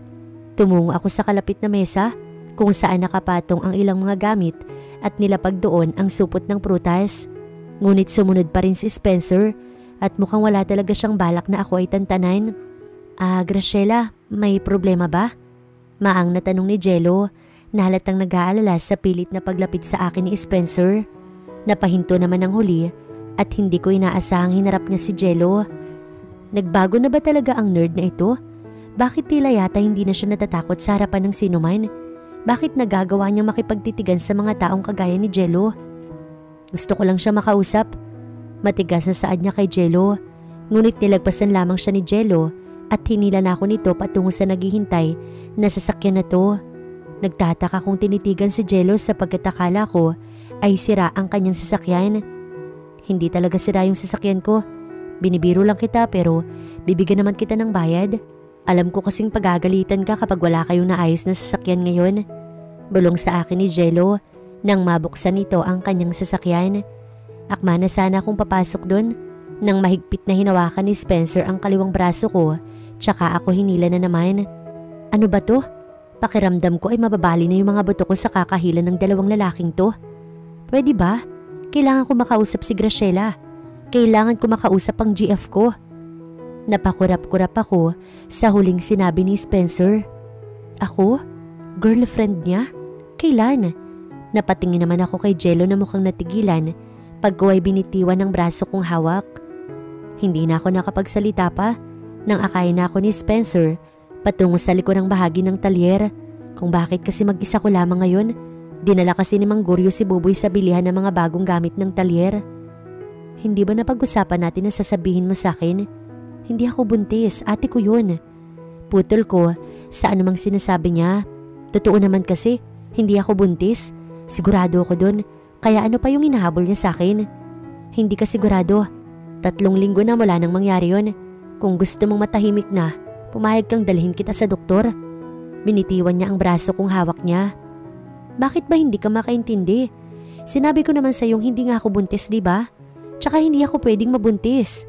Lalo na ngayon at tinakasan ng lalaki yung pinagbubuntis ng ate ko. Sabay talikod ko na sa kanya at dali-dali nang binuksan ang kotse ni Jello na naroon pa rin pala. Kaagad namang umikot si Jello sa driver seat at tsaka pumasok doon na hindi pinaandar ang sasakyan. Alam kasi nito na hindi naman talaga ako aalis sapagkat walang tatao sa talyer. Nakita kong tinungo na ni Spencer ang motor niya tsaka yun pinaandar ng mabilis at tumalis na. Nakahinga naman ako ng maluwag. Graciela, anong oras na? Hindi ka pa rin bababangon dyan? Hindi ka ba papasok sa talyer? Katok ni nanay na dahilan kung bakit ako napilitang bumangon. Ang totoo kanina pa ako gising pero hindi ko magawang bumangon sapagkat nakakaramdam ako ng hilo. Umiikot ang buo kong paligid at tila bumabaliktad ang aking sikmura. Siguro ay nasobrahan ako sa pagod. Graciela, ano ba? Buksan mo nga ang pintuan. Ayan na. Alam kong nagagalit na naman si nanay. Kaya pinilit ko yung tumayo at naglakad patungo sa pintuan. Heto na naman ang pakiramdam na para ako maduduwal at umiikot ang aking paligid. Sobrang sama talaga ng pakiramdam ko. Hanggang sa tuluyan na nga akong bumagsak sa sahig at nawalan ng malay. Iminulat ko ang aking mga mata. Hindi pamilyar sa akin ang silid na aking namataan. Napalingon ako sa bandang kanan ko at nakita ko nakaupo si tatay sa aking tabi. Anak, ayos ka lang ba? Pinagalala mo ko. Anong nangyari? Bakit bigla ka na lamang nawalan ng malay kanina? Mabuti na lang at hindi pa ako nakakalis papunta sa construction site na pinagtatrabahuhan ko. Mabuti na ba yung pakiramdam mo? May masakit ba sa'yo? Naku, baka nasobrahan ka na sa pagod anak. Sunod-sunod na wika ni tatay na ginagap pa ang aking palad. Baka sa mukha nito ang matinding pag-aalala. Nang biglang bumukas ang pintuan at iniluwas si nanay. Kasama nito si Ate Grace. Magiging masaya na sana ako sa presensya nila. Pero biglang lumapit sa gawi ko si nanay. Tsaka ako binigyan ng isang malakas na sampal habang ako ay nakahiga sa kama. Maricel, hindi mo ba nakikitang masama ang pakiramdam ng anak mo? Pigil ni tatay kay nanay. Nang akma na naman sana ako nitong sasampalin sa kabilang pisngi ko. Masama? Anong masama ha? Tonyo, masama lang ang pakiramdam niyan dahil lang totoo ay buntis siya. May tinatago rin palang kakatihan yung anak mo na yan. Galit na galit si nanay habang si tatay ay natigilan. Unti-unting bumaling sa gawi ko si tatay. Buntis? Buntis ako? Hindi ko alam kung anong mararamdaman ko sa balitang yun. Ang kanyang pag-aalala sa mga mata ni tatay ay napalitan ng pagkadismaya. At ako ang nasasaktan para rito. Graciela, totoo ba? Pabulong na tanong ni tatay. Huwag mo nang tanungin ang magaling mong anak na yan, Tonyo. Dahil ang doktor na mismo ang nagsabi sa akin na buntis yung anak mo. Kaya siya nawalan ng malay kanina. Asik ni nanay habang hinahawakan ni Ate Grace sa braso. Ibang-iba sa inasal ni nanay ng mga panahong nalaman niyang buntis si Ate Grace. At yun ang mas masakit. Ni hindi niya nagawang pagsalitaan ng masama si Ate Grace noon. Lahat ng pagpoprotekta ay ginawa niya para lamang protektahan si ate. Hindi na ako magtataka kung walang kikilalaning ama yung batang yan. Wala naman kasi kung nakikitang may kasamang nobyo yung magaling mong anak, Tonyo. Sigurado, kung sino-sino lang din naman yung tinabihan niyan sa papag. May panunuya sa boses ni nanay. Kung makapagsalita siya ay parang hindi niya ako anak. Parang ibang tao ko na hindi nanggaling sa sinapupunan niya. Pilit akong bumangon at tinanggal ang swerong nakakabit sa aking kamay. Walang ano-anong bumaba ako at lalabas sa sana ng silid ng public hospital na yon nang biglang bumukas ang pintuan. Iniluwanon ang taong hindi ko inaasahan, si Spencer. Natigilan ng lahat sa kanyang pagpasok. Tanging ang tunog lamang ng sapatos niya ang maririnig. Kupas na maong pants ang suot niya na pinarisan na naman ng stripe polo. Gulo-gulo rin ang buhok niya at naroon pa rin ang malaking salamin sa kanyang mga mata. Ako po ang ama. Mahina ang boses na saad niya, ngunit naging sapat iyon upang marinig ng lahat ng nasa loob ng silid na yon ang kanyang sinabi. Ilang saglit pa ay nagulantang ang lahat ng isang iglap ay ginawaran siya ni tatay ng isang suntok sa muka.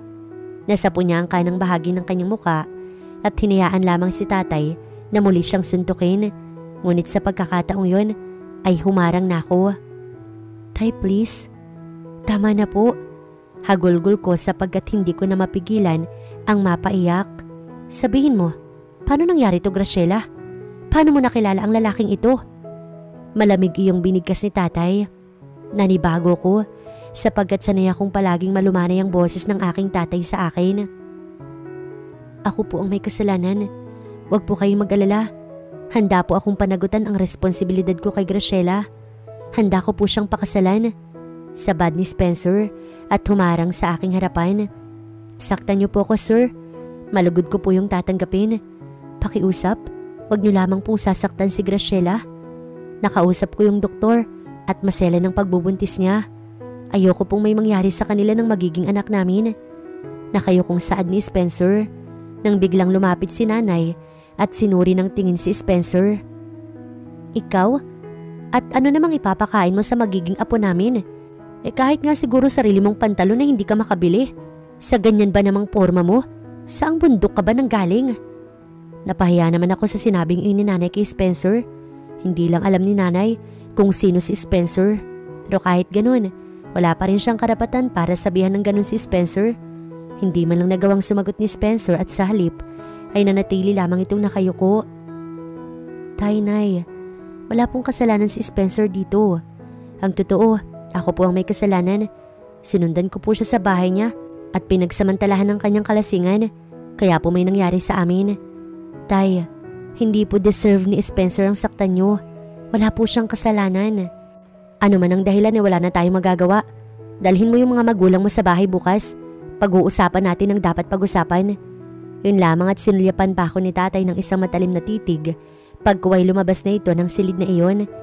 Napatingin ako sa gawin ni nanay na ngayon ay halata ang pagkadisgusto sa mukha na to.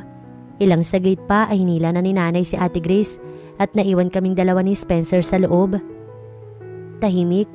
Sobrang tahimik at tinihintay lang namin pareho kung sino ang unang magsasalita. Sa huli ay nagawa ko ang magsalita. Pagpasensyaan mo na yung tatay ko. Sabay upo ko sa kama. At ganun din ang paglingon ni Spencer sa gawi ko. Lumapit siya sa akin kung kaya ay kinabahan ako. Huwag kang humingi ng sorry. Sabay upo niya sa harap ko at pinantayan ang impis kong tiyan. Napaigtad pa ako nang hawakan niya yun sabay ngiti. Noon ko napansin ang dugo sa kanyang labi. Siguro ay dulot ng suntok ni tatay sa kanya kanina. Mangyari ang nararapat. Basta ingatan mo yung baby natin. Mahalaga siya sa akin. Higit pa sa kahit na anong kayamanan dito sa mundo. Bukas ay pupunta kami sa inyo. Kaya wag ka na mag-isip ha. Magpahinga ka na muna. Nasasaktan ako. Nasasaktan ako sa isiping nasaktan ko yung damdamin ng aking ama. Hindi nito lubos maisip na magagawa ko yung bagay na ito. Hindi nito lubos maisip na magagaya ko yung kay Ate Grace. Ang tanga mo. Ang tanga-tanga mo, Graciela. Binigo mo yung iyong ama. Ikaw na lang yung inaasahan niya pero anong ginawa mo? Walang boses akong umiiyak sa aking silid. Hindi ko magawang lumabas sapagkat nahihiya ako kay tatay. Nakauwi na kami sa bahay at bukas nga ay pupunta raw ang mga magulang ni Spencer. Batid kong mamamanhikan ng mga ito. Oo, inaamin ko, mahal ko na si Spencer. Pagmamahal pa lang nag-udyok sa akin para magawa ang lahat ng mga maling nagawa ko. Pero ayoko maitali ng tuluyan kay Spencer. Alam kong hindi niya ako mahal. Alam ko yun, pero dahil sa batang dinadala ko na ako rin naman ang may kagagawan kung bakit nabuo, ay mapipilitan si Spencer na ako ay pakasalan. Pinigil kong mapaiyak ng todo. Ayoko makagawa ng hikbi at baka marinig ako ni nanay at ni Ate Grace. Ngayon, paano ka pa makakapag-aral, Graciela? Ngayong buntis ka na. Sino na yung aahon sa inyo sa kahirapan? Paano makakapagpahinga si tatay sa trabaho niya? Tumatanda na rin siya, kaya kailangan niya ng tumigil sa pagkukonstruksyon. Ako na lang sana ang pag-asa ni tatay, pero binigo ko rin siya. Wala akong kwentang anak. Hindi na ako may pagmamalaki ni tatay sa mga kasamahan niya sa trabaho. Hindi ko na siguro may babalik yung dating pakikitungo sa akin ng pinakamamahal kong tatay. Graciela, ano? Hindi ka pa rin ba lalabas dyan at kakain? Gusto mo bang dalhan ka pa ng pagkain dyan sa kwarto mo? Hindi ka senyorita rito, kaya wag kang umasa. Sigaw ni nanay na dahilan kung bakit ako napahinto sa pag-iyak. Ayokong pasukin niya pa ako, kaya pinahid ko yung luha sa magkabilang pisngi ko at lumabas na upang tumungo sa hapag. Nadatnan ko roon si Ate Grace na nilalantakan ng mga pagkain na kahain. May mga prutas din sa tabi nito na dahilan kung bakit bigla ko natakam. Naupo na ako sa harap ni Ate Grace. Pagkuway sumulpot si nanay na may daladalang mangkok. Naupo na rin ito kaharap ng upuan. Sinuri ako nito ng titig pero hindi ko to pinansin. Bagkos ay akmang dadamputin ko sana ang mansana sa tabi ni Ate Grace. Ngunit tinampal ni ate ang aking kamay. Aking to, bumili ka ng sayo. Napangusot pairap na sabi ni ate. Hay naku, paano bibili yan? Kita mo naman siguro ang lalaki na kabuntis dyan. Magpapabuntis lang naman pala. Dun pa sampas lupa rin na kagaya natin. Pasigaw na panunuya ni nanay. Biglang uminit ang ulo ko pero nagpigil na lamang ako. Mabuti pa pala si Carl. Kahit tinakasan ako ay nagbibigay ng mga prutas at pagkain ng papa niyang kapitan. Kaya palaging busog tong baby namin Pagmamayabang pa ni ate. Hindi ko na lamang sila pinansin sapagkat alam kong mas magugulo lang kapag nagsalita pa ako. Kumain na lamang ako at humigop ng maraming sabaw. Kita mo, palamunin ka na rin ngayon. Kung hindi ka nagpabuntis, di sana nagtatrabaho ka pa. Pahabol ni nanay at nagsimula na rin kumain. Napalunok ako ng ilang ulit. Mahirap lumunok ng pagkain, lalo pat sa bawat subo ko ng pagkain ay tila binibilang nila. Hanggang sa narinig ni nanay na may kumakatok sa pintuan at tinawag ni Aling Marta ang pangalan na to. Buksan mo nga ang pintuan, Graciela. Baka pinadalhan na naman ni Kapitan ng mga pagkain nitong si Grace. Tumalima naman ako sa utos ni nanay. Hindi naman kasi ko tulad ni Ate Grace na kahit sa pagkuha ng inuming tubig ay iutos pa. Tinungo ko ang pintuan at niluwano si Aling Marta kasama si Spencer. Muli na namang binundol ng kaba ang aking dibdib. Pagkuway sinabi ni Aling Marta na nagtanong daw si Spencer kung saan banda ang bahay nila. Kaya raw inihatid ni Aling Marta si Spencer dito. Umalis na rin ang matanda, kung kaya ay itubili kong pinapasok si Spencer sa loob ng maliit naming bahay. Noon ko napansin na may daladala pala siyang isang bouquet ng red roses at isang basket ng prutas at isang supot. Kumunot naman ang noo ni nanay at ni Ate Grace nang makita si Spencer. Ibang kulay ng damit, ngunit ganun pa rin ang style na suot ni Spencer. Magandang hapon po, Graciela. Dinalhan kita ng mga prutas at saka binilhan na rin kita ng mga vitamins mo at heto, bulaklak para sa'yo. Ngiti-ngiti si Spencer kung kaya ay inabot ko ang bouquet ng bulaklak na daladala niya. Inilapag naman niya sa mesa ang isang malaking basket ng prutas, pati na rin ang supot na naglalaman pala ng ilang mga pagkain at vitamins. Nakita ko namang umasim ang mukha ni Ate Grace at ganun din si nanay. Salamat Spencer, kain pala tayo. Kumakain kasi kami nang dumating ka Halika. Para sa tatay mo na lang yung natirang ulam. Putol ni nanay sa pagyaya ko kay Spencer. Napahiya naman ako ngunit nakita kong umiti si Spencer. Wag na, napadaan lang naman ako para ibigay yan sa'yo. Hindi rin naman ako magtatagal. Sige po, mauna na po ako. Paalam ni Spencer kay nanay. Ngunit hindi man lang siya sinagot ni nanay. Kaya napilitan na lamang umalis si Spencer at hinatid ko pa siya sa pintuan. Pasensya. No, naiintindihan ko. Sige na, pumasok ka na sa loob. Kumain ka ha, para maging healthy si baby. Napatingin pa siya sa tiyan ko at muli ring tumingin sa mukha ko. Nagtama ang mga mata namin. Masaya ako na malamang mahal niya yung anak namin kahit na hindi niya ako mahal. Mag-ingat ka sa pag-uwi ha. Paalala ko sa kanya at hindi ko inaasahan ang sunod niyang ginawa. He kissed me in my forehead. I will, for our baby. Ngumiti siya pagkasabi nun at tumalikod. Bumalik naman ako sa hapag at nakitang nilalantakan ni Ate Grace ang mga pagkaing dinala ni Spencer. Pati ang mga vitamins ay kinuha ni nanay at tinago. Mas kailangan to ng ate mo, kaya huwag ka nang umangal. Pigil ni nanay sa sana'y aking sasabihin. Binilhan ka pa ng bulaklak? Kung itinabi na lang sana ng baduy na lalaking yun yung pera niya para pambili ng diapers ng anak nyo, kaysa naman ibili sa bulaklak na malalanta rin naman. Saad ni ate habang patuloy na inilalagay sa supot ang mga prutas na dapat sana ay sa akin. O Tonyo, ano yung dala mo? Bakit ang dami naman yata niyan? Salubong ni nanay kay tatay sa pintuan kinaumagahan ng araw na iyon. Nasa kusina ako't naghuhugas ng mga pinagkainan sapagkat kakatapos lang naming mag-umagahan. Hindi ko naabutan si tatay kanina pagkagising ko dahil maaga itong umalis. At ngayon nga lang ito dumating at nilapag sa mesa ang dalawang malalaking supot na kanyang daladala. Itinatanong pa ba yan, Maricel? Hindi ba't darating ngayong araw ang mga magulang ng nobyo ni Graciela? Kailangan nating maghanda. Kahit ano at sino pa sila ay mas mabuti na yun sapagkat marunong silang humarap sa responsibilidad. Hindi katulad ng iba dyan. Pinasadahan pa ng tingin ni tatay sa Ate Grace na nakahilata sa lumang sopa ng bahay namin. Bahagya naman ako natuwa sa mga narinig mula kay tatay. Mauulinigan ko sa boses niya na unti-unti nang napapawi ang galit niya sa akin habang si nanay naman ay sumimangot at pinigilan si tatay. Aba, sino sila para paghandaan natin?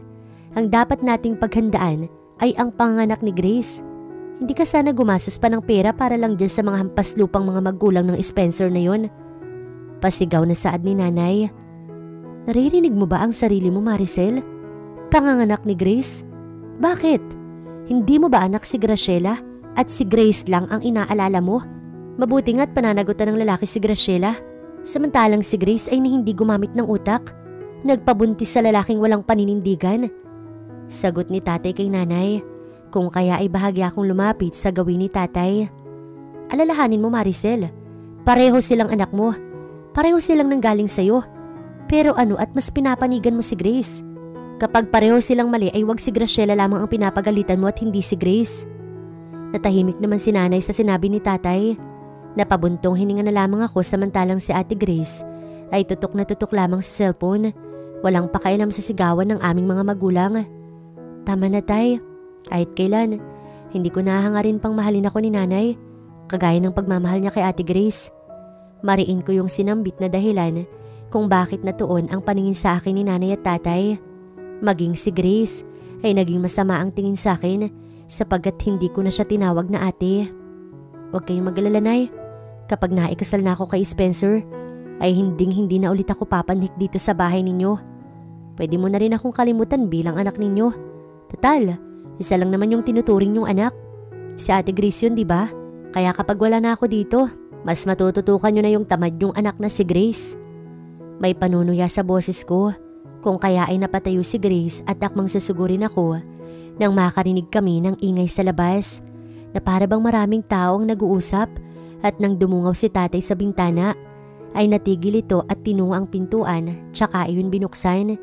Pumasok si Buboy na maraming daladalang paper bags. Kumunot naman ang aking noo nang makita ang apat naming kapitbahay na may daladalang isang malaking litsong baboy. Halos hindi magkasya ang mga pagkaing pinasok sa loob ng bahay namin hanggang sa mamataan namin si Spencer. Nakasunod sa kanya ang kanyang ama, ina at ang kanyang kapatid. Bigla naman ako nakaramdam ng hiya. Hindi ko nakalimutan yung unang beses na pagkikita namin ng ginang na halatang ayaw sa akin.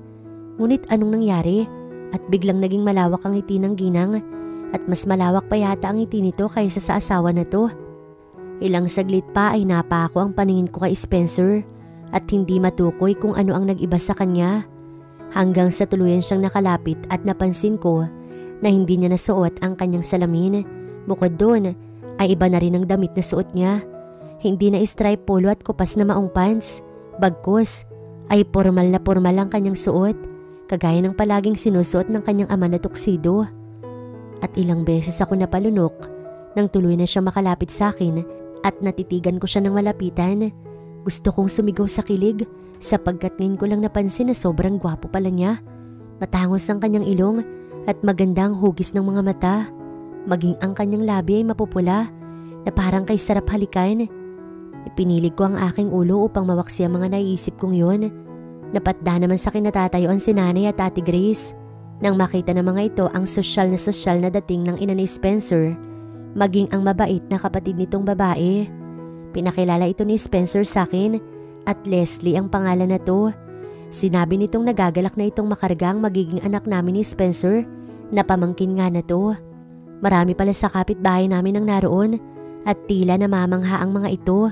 Ngayon lamang kasi nangyari na may isang mayamang angkan ang pumasok sa isang simple at maliit na bahay squatter na kagaya ng sa amin. Halos lahat ay naiinggit sa akin. Hindi nila alam, nakakatakot ang aking kalagayan. Makakasama ko habang buhay ang lalaking mahal ko, ngunit hindi naman ako mahal. Hindi ko napansin na tuluyan nang nakapasok sa maliit na sala namin at nakaupo na sa lumang sofa ang mami, daddy at kapatid ni Spencer. Sa harap ng mga ito si tatay, nanay at si Ate Grace. Halos hindi makapagsalita si nanay at yukong-yuko ngayon. Nag-uusap na rin pala si tatay at ang daddy ni Spencer ng mga oras na yun, kung kaya inaupo kami ni Spencer sa bakanting upuang gawa sa kahoy, kaharap ng mga magulang namin.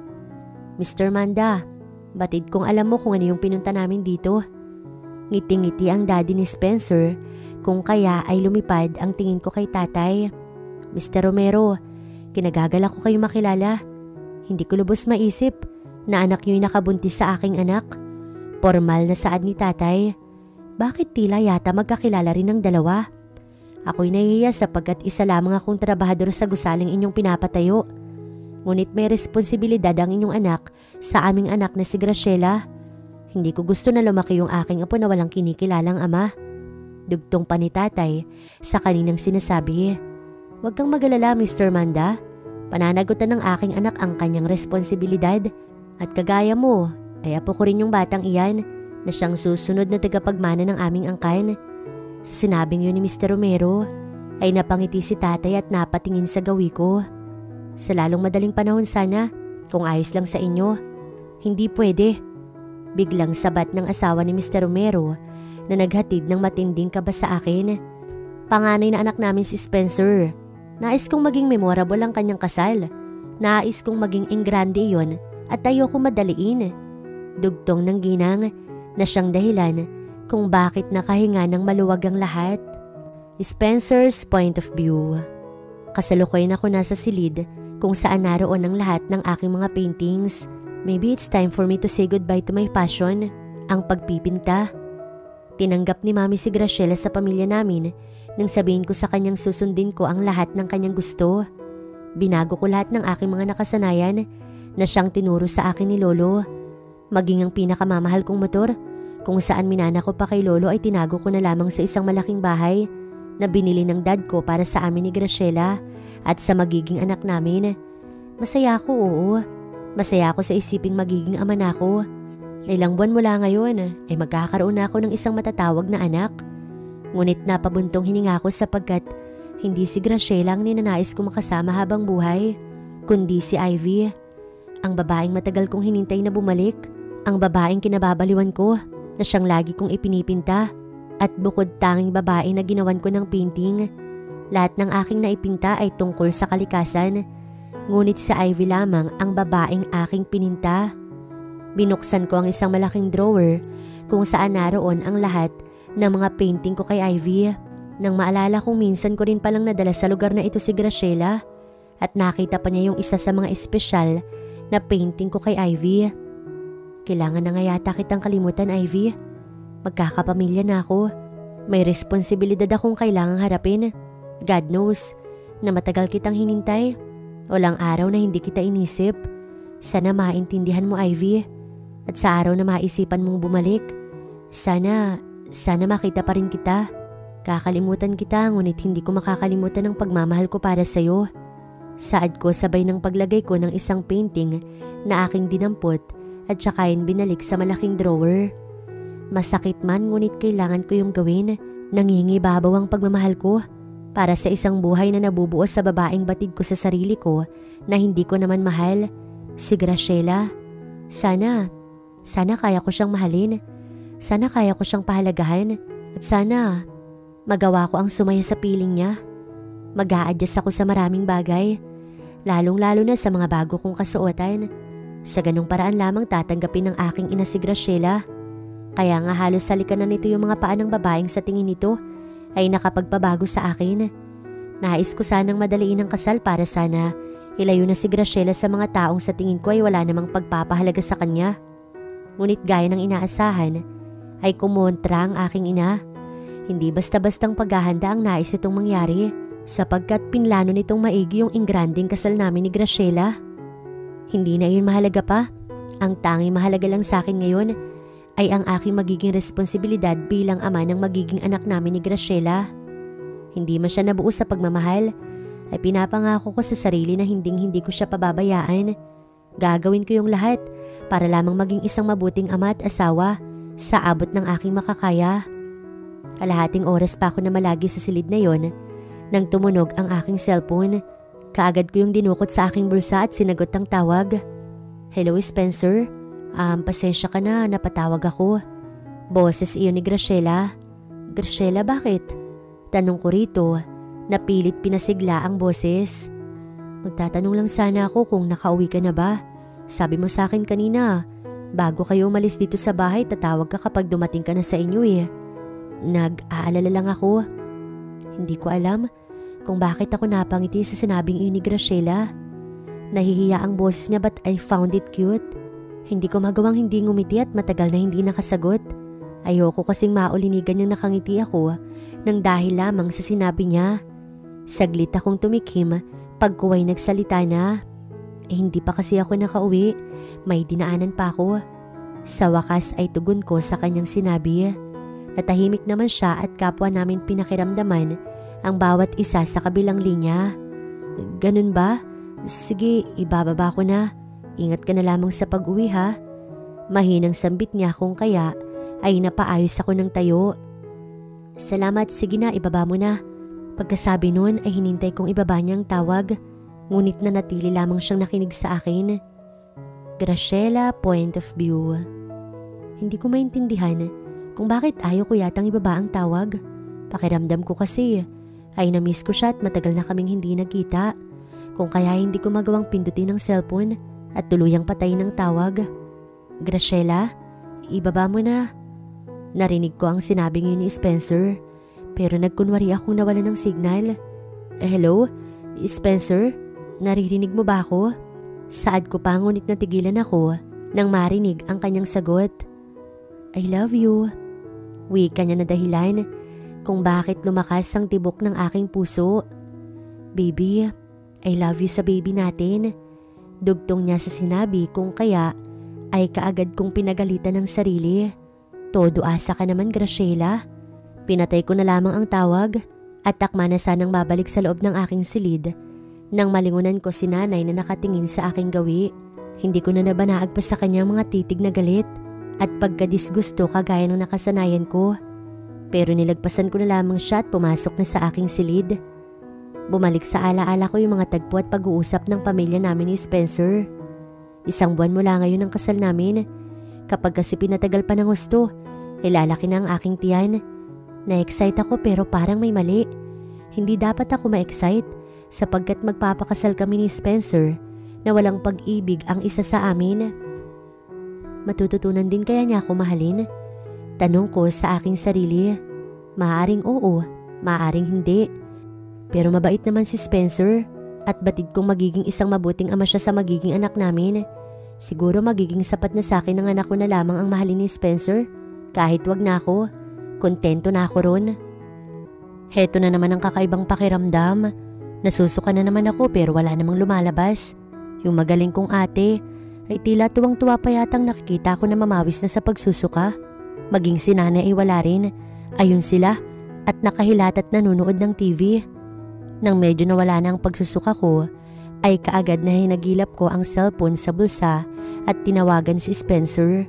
May karapatan naman siguro kung tawagan siya sapagkat ikakasal na rin naman kami. Para kasing may gusto kong kainin pero hindi ko iyon matukoy. Ilang minutong nagring ang cellphone ni Spencer sa kabilang linya ay hindi pa rin niya sinasagot yun. Dismayadong muli kong binulsa ang cellphone ko. Nang mapatingin ako sa gawin ni Ate Grace na ngayon ay nilalantakan na naman ang natirang prutas na pinadeliver pa ni Spencer sa bahay namin.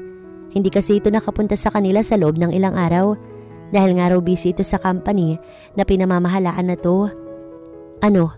Hindi mo matawagan no? Ayan, naghanap-hanap ka pa kasi ng mayaman na may kumpa-kumpanya na yan. Pairap na panunuya ni Grace habang puno ng prutas ang kaniyang bibig. Bastos talaga. Siya nga itong naghanap ng mayaman pero hindi siya pinalad. Tsaka hindi naman ang yaman ni Spencer ang habol ko. Kung hindi lang talaga para ito sa baby ko, ay hindi naman ako papayag na maikasal sa lalaking hindi ko naman mahal. Padabog ko na lamang tinalikuran si Ate Grace. Konting tiis na lang talaga at makakaalis na rin ako dito. Total, hindi naman ako gusto ng mga tao rito bukod kay tatay. Pero talagang maldita tong kapatid ko. Hinarangan ako nito na akma na sanang lalabas ng bahay. Aba, makakapag-asawa ka lang ng mayaman, akala mo kung sino ka na? Hoy, Graciela, alalahanin mo, may obligasyon ka pa sa bahay na ito. Kailangan mo pang tustusan ng pang-araw-araw namin dito. Lalong-lalo na itong magiging anak ko. Ayokong lumaki itong naghihirap, kaya wag mong kalimutan ang obligasyon na yon. Nanlalaki ang mga matang bulyaw ni Ate Grace sa akin. Gusto kong matawa? Seryoso ba siya? Naririnig mo ba yung sinasabi mo, Grace? At saka kailan ako nagkaroon ng obligasyon sa anak mo? Ako ba ang nakabuntis sa'yo? At ikaw, prinsesa ka pa rin ba? Naaasa na lamang sa ibang tao para mabuhay? I'm sure naman kapag nanganak ka na ay kaya mo nang magtrabaho nang hindi ka naman matawag na prinsesang palamunin sa bahay na ito. Hindi totoo yan. Natabingi ang mukha ko sa biglang pagsampal sa akin ni Ate Grace. Oo, mainitin ang ulo niya lalo pat buntis siya. Kaya pasensyahan na lang kami at sumusobra na siya. Buntis din ako, kaya mas mainitin ang ulo ko. Nagpipigil ako ngunit sinagad niya na ako. Sinampal ko rin siya na akin namang pinagsisihan. Ate ko pa rin siya, pero paano naman ako? Wala na ba akong karapatang lumaban sapagkat siya ang nakatatanda? Tanggapin mo na totoo yung sinasabi ko, Grace. Pasensya ka na pero wala na ako natitirang respeto sa'yo. Saglit kong pinasadahan ng tingin si nanay na himalang hindi nakisawsaw at pinagtanggol si Ate Grace. Dali-dali na ako lumabas. Gusto ko munang mapalayo sa bahay nang sa ganun magkaroon ako ng peace of mind. Nagiging emotional din ako at sabi nga ng doktor dahil daw yun sa aking pagbubuntis. Naghanap na lamang ako ng lugar na maaari kong pagpahingahan. Spencer's point of view. Good job, son. Naisara mo yung deal natin kay Mr. Winston. Nagmana ka talaga sa akin. Puri ni Daddy na bahagya pang tinapik ang aking balikat. Lumabas na ito sa opisina ko nang maluwag ang ngiti sa labi. Batid kong masayang masaya ito at ganun din naman ako. Ang larangan na ni minsan na hindi ko pinangarap ay buong puso kong tinanggap at dahil iyon sa magiging anak namin ni Graciela. Tinignan ko ang cellphone ko na nakapatong sa aking mesa. Nakita kong ilang beses palang tumawag si Graciela sa akin. Hindi ko yun napansin sapagkat nakasilent ang aking cellphone. Bakit kaya tumawag si Graciela? Bahagya ako nakaramdam ng kaba sa naisip kong iyon. Kung kaya ay dali-dali kong denial ang number ni Graciela. Ilang rings pa lamang sa kabilang linya at sinagot na nga niya ang tawag. Ngunit nagulat ako nang hindi si Graciela ang sumagot nun kundi isang batang babae. Ate, ano pong sasabihin ko? Sagot ng batang babae sa kabilang linya. Hindi ko narinig yung sinagot dito ng babaeng tinawag ng bata na ate. Kuya, nagsusuka po si ate dito sa daan kaya hindi niya po kayo makausap. Kanina pa po siya suka ng suka. Inosenteng saad ng bata ng dahilan kung bakit mas lalo kong nataranta. Daan? Saang daan yan? Tarantang tanong ko pero namatay na ang tawag. God, saang daan? Teka, wala si Graciela sa bahay nila? Kaagad na ako lumabas ng office upang puntahan si Graciela. Yun ay kung makikita ko siya, pero bahala na. Ilang minuto pa ako nagpaikot-ikot sa daang maaring kinaroroonan ni Graciela hanggang sa mamataan kong isang batang babae na nasa gilid ng kalsada. Mukhang inaabangan nito ang aking pagdating. At nang bumaba ako ng sasakyan ay noon ko lamang napansin na naroon si Graciela at nakasubsob sa may bandang likuran ng batang babae. Naduduwal siya. Kuya, ikaw po ba si Spencer? Tanong ng bata na sinagot ko naman ng oo. Pero tinungo ko na si Graciela at saka siya tinulungang tumayo. Hinang-hina siya gawa ng matinding pagsusuka. Kuya, sabi ni ate, nag-away daw sila ng ate niya kaya siya umalis ng bahay. Napakunot ang aking noo. Kaya pala umalis siya sa bahay nila. Bakit tila wala man lang pakailang mga ate niya para sa kanya? Mahigpit na biling ko kay Graciela na pumirmi lamang siya sa bahay nila. Mahirap na't baka may mangyari sa baby namin. Lalo pat masela ng pagbubuntis niya. Pero dahil nga sa ate niya kung bakit siya umalis sa bahay nila. Napatiimbagang ako at binuhat si Graciela patungo sa aking kotse. Graciela's point of view. Mr. Romero, hindi dapat nai-stress ang inyong asawa. Masela ng pagbubuntis niya talaga makabubuti sa kanyang tahimik na lugar ngayon. Wika ng doktor na siyang kaharap ngayon ni Spencer. Samantalang ako ay tahimik lamang na nakahiga sa hospital bed ng private hospital na iyon. Dito niya ako dinala pagkagaling namin doon sa pwesto ni Bambi, ang batang siyang kausap ko kanina at siyang kumausap kay Spencer nang tumawag siya sa akin. Ilang saglit pa ay lumabas na ang doktor.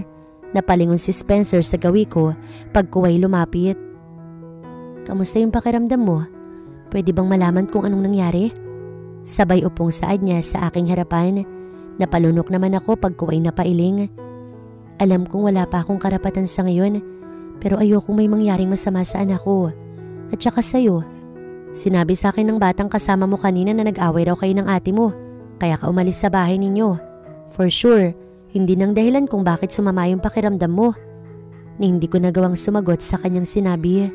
Totoo naman kasi na kung hindi dahil kay Ate Grace, ay naroon sana ako ngayon sa bahay at nagpapahinga. Pero na-triggered ako rito kaya umalis ako at mas lalong sumama ang aking pakiramdam. Nasusuka ako at nahihilo at sumakit din ang aking puson kanina. Dadalhin kita sa bahay mamaya. Bahay na binili ni Dad para sa atin. Doon, maalagaan ka ng mabuti. Kukuha na rin ako ng personal nurse mo para kapag nasa trabaho naman ako ay makampante naman ako. Napaawang ang labi ko sa sinabi ni Spencer. Dadalhin niya ako sa bahay niya? Teka, titira na kami sa isang bahay? Tangik, magiging asawa mo niyan. Kaya walang masama Graciela kung titira man kayo sa isang bahay. Anang isang bahagi ng aking isipan. Bahala na nga, sasabay na lamang ako sa daloy ng mga pangyayari. Pagkatapos lang ng ilang oras, ay nagpumilit na nga ako umuwi. Pumayag naman si Spencer, yun nga lang ay sasama raw siya sa bahay namin. Inalalayan ako ni Spencer papasok sa maliit na iskinitang kailangan naming daanan upang marating namin ang bahay namin. Maraming mga batang naglalaro ron, kung kaya ay halos iharang na ni Spencer ang kanyang katawan sa aking katawan. Wag lamang ako mabangga ng mga batang naghahabulan doon. Nang marating ang bahay, ay kagad na bumungad sa amin sa Ate Grace at si Nanay. Naroon na rin pala si Tatay at tila ba nabunutan ng tinik pagkakita sa akin. Sinalubong kami ni Tatay at kaagad na nagtanong, "Anak, saan ka pumunta?" Sabi ni Grace ay tumatawag siya sa'yo pero hindi mo man daw sinasagot. Sa sinabing yun ni Tatay ay napatingin ako sa aking cellphone. Wala namang nakarehistrong tawag doon sa Ate Grace. Galing po kami sa hospital. Sumama po kasi yung pakiramdam ni Graciela kanina nang umalis siya rito sa bahay ninyo. Narito po sana ako para magpaalam. Mas makabubuti pong dalhin ko yung mag-ina ko sa bahay na binili ng daddy ko para sa amin. Maselan po yung pagbubuntis ni Graciela. Hindi po siya pwedeng ma-stress. Napatingin pa si Spencer sa gawin ni Grace na para bang pinariringgan niya ang huli. Pero imposibleng pumayag si Tatay sa naging pakiusap na iyon ni Spencer. Lalo pat hindi pa sila kasal. Oo, buntis na siya. Pero iba kasi yung pananaw ng kanyang tatay. Kahit iyon man lang ay ayaw niyang biguin ito. Ngunit taliwas rito ang sinabi ni Tatay. Mas mabuting ang dalhin mo si Graciela sa mas ligtas na lugar. Mas makakapagtrabaho rin ako ng gusto kapag wala siya rito sa bahay. Maganda ng ibang tao yung kasama niya kaysa naman sa mga tao rito na ibang tao yung tingin sa kanya. Yun ang sinabi ni Tatay na siyang kinayuko ni Nanay at mas kinalukot ng mukha ni Ate Grace. Maging ako ay nagulat. Ayoko malayo sa tatay ko pero nakapagdesisyon na siya. Dadalawin kita minsan anak, kaya huwag ka nang malungkot ha. Sabay yakap ni Tatay sa akin. Naiiyak kasi ako tuwing naiisip ko si Tatay. O siya sige, dalhin mo na yung mga gamit mo. Hindi natapos ni Tatay ang sasabihin nang magsalita si Spencer. Pasensya na po kayo pero marami na pong bagong damit si Graciela sa bahay namin. Ipinagbili po siya ng mami at kapatid ko. Natahimik ang lahat sa sinabing iyon ni Spencer. Natuon ang paningin ko sa gawin ni nanay na bahagyang tumalikod at pumasok na sa loob ng bahay. Maging si Grace ay tahimik na umalis at naiwan kaming tatlo ni tatay. Ingatan mo yung anak ko, Spencer. Mahalin mo siya ng higit pa sa pagmamahal ko. Saad ni tatay. Kung kaya ay napatingin ako sa mukha ni Spencer. Napalunok ito pagkaway bahagyang tumango. Alis na ho kami. Paalam ni Spencer kay tatay. Ngunit dinukot muna niya ang kanyang wallet pagkuha inabutan ng ilang libo si tatay. Matigas namang tumanggi si tatay. Kailangan niyo po yan sa panggastos ninyo. Maliit na halaga lamang po yan. 1 buwan mula ngayon, magiging tatay ko na rin kayo. Kaya sana, wag niyo naman po itong tanggihan. Pakiusapan ni Spencer na dahilan kung bakit natigilan si tatay. Kusang inilagay ni Spencer ang pera sa kamay ni tatay at inakay na nga ako paalis doon. Nilingon ko pa si tatay na malungkot na nakatanaw sa pag-alis namin. 15 minutes ang naging biyahe namin ni Spencer bago namin narating ang isang napakalaking bahay. 3-story yun, kung kaya ay bahagya pa akong tumingala. Maaliwalas ang bahay sapagkat kombinasyon ng yellow and white ang pintura noon. Mukhang inalam talaga ni Spencer ang favorite color ko. Inilibot ko ang aking paningin sa silid sa 3rd floor na pinagdalhan sa akin ni Spencer. Napakalaki rin ng silid na yun. Sa laki nun ay nangalahati yata yung maliit na bahay namin. Sa ngayon, tayong dalawa lang yung nandito. Bukas pa kasi darating yung mga kasambahay na hinar ko. Bukas din darating yung magiging private nurse mo. Kaya ako na muna yung magluluto para sa ating dalawa. Just stay here, okay? Pagkasabi nun, ay hinalikan pa ako ni Spencer sa noo na siyang kinatalon ng aking puso. Kinabukasan nga nun ay dumating ang ilang kasambahay na hinire ni Spencer. 3 ang mga ito at hindi pa kasama rin ng private nurse ko na kasing edad yata ni nanay. Pagdating ng mga ito ng alas 8 ng umaga, ay kaagad na ring umalis si Spencer upang tumungo sa opisina. Hindi naman magkamayo ang pag-aasikaso sa akin ng mga kasambahay. Si Manang Lucita ang tagaluto at natikman ko nga na sobrang sarap nitong magluto. Si Rosalie naman na matanda lang yata sa akin ng ilang taon ay ang tagalaban ng damit namin ni Spencer at ang tagalinis ng buong bahay. Habang ang isa pang kasambahay na si Wena ay nakatoka sa malaking hardin namin sa likod ng bahay. Akala ko ay isang kasambahay lang ang kinuha ni Spencer. 2 lang naman kasi kami sa bahay at hindi ako sanay na ako'y pinagsisilbihan. Pero may magagawa pa ba ako? Hindi naman ako yung amo ng mga kasambahay na to eh. Kaya tamang tahimik lamang ako sa isang tabi. Dagdag pa ang mga gamot at vitamins na sa sobrang dami ay hindi ko na mabilang. Nasusuka na nga ako pero dahil sa baby ko ay kailangan kong inumin ng mga iyon. Nang sa ganun ay magiging malusog at magiging malakas ang pagkapit niya sa aking sinapupunan. Nalalapit na rin ang kasal namin ni Spencer. Kung tutuusin ay perfect ang buhay ko nitong mga nakaraang araw. Palagi ko kasing kasama yung tatay ng magiging anak ko. Bumili na rin si tatay ng cellphone kaya nakakapag-usap naman kami kahit papaano. Araw-araw rin kung dumalaw ang future mother-in-law ko. Hanggang sa isang gabi, nagising na lamang ako na wala si Spencer sa aking tabi. Oo, tabi kaming matulog ngunit may una na nakapagitan sa amin. Wala namang masama pero gusto kasi ni Spencer yon. Ewan ko ba? Natatakot siguro siyang baka may mangyari ulit sa pagitan namin. Lumabas ako ng kwarto at nagpalinga-linga sa buong bahay. Ngunit hindi ko pa rin siya makita. Kaya napagdesisyonan kong bumaba at baka nasa loob lamang siya ng library room. May kwarto kasi sa ground floor kung saan puno ng mga libro. Kapag kasi hinahanap ko siya, ay doon ko lamang siya natatagpuan.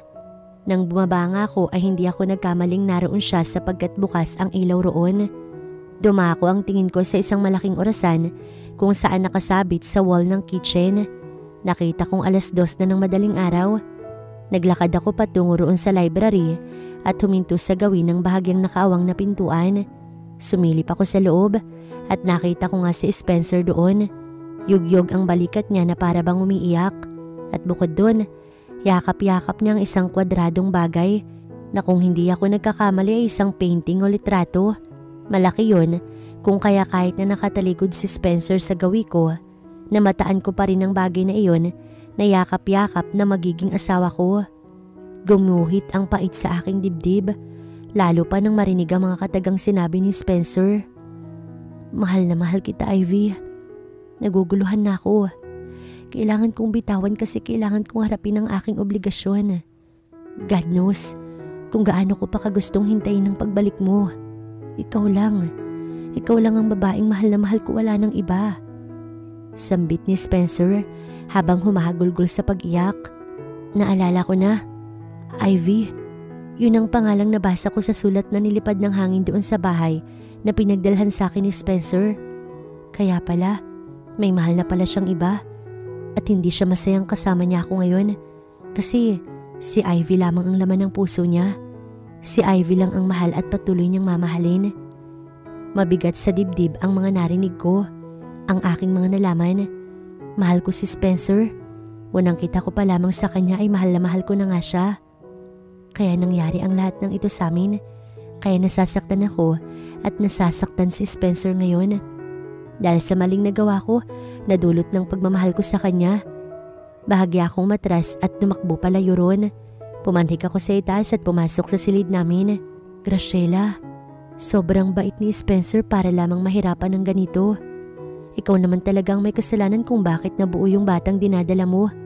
Kaya bakit kailangang mahirapan ni Spencer? Pwede naman siyang maging masaya, di ba?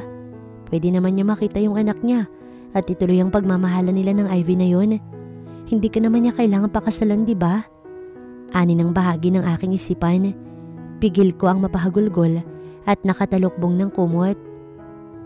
Dahil sa kagagawan ko, ay hindi na magawang maging masaya pa ni Spencer. Dahil sa kabaliwan ko, ay naharap si Spencer sa obligasyong hindi naman niya pinlano. Anong gagawin ko? Itatama ko ba ang mali? Pero paano? Paano ang baby ko? Paano na ang pamilyang pinangarap ko? Ilang saglit pa ay naramdaman kong papalapit na si Spencer sa gawin ng pintuan. Nakalimutan ko pang isara yun, kung kaya ay saglit yatang tumigil doon si Spencer pag kuway pumasok. Dahan-dahan itong sinara ang pintuan at humakbang na sa kama. Nagkunwari akong tulog, samantalang ramdam na ramdam ko pa yung pait at sakit dulot ng mga narinig ko kanina lamang. Tahimik ako napalunok nang maramdamang nahiga si Spencer sa aking tabi. Ramdam ko ang bigat na kanyang daladala. Gusto ko siyang yakapin. Gusto kong sabihin sa kanya na magiging okay rin ang lahat. Gusto kong sabihin na iwanan na lamang niya ako at huwag nang alalahanin. Na maging masaya siya kasama ng Ivy na yun kung sakali mang ito ay babalik. Saan nga ba nagpunta yung Ivy na yun? Kung sana ay alam ko lang, hindi ako magdadalawang isip na tulungan si Spencer na sabihin sa Ivy na yun na bumalik na.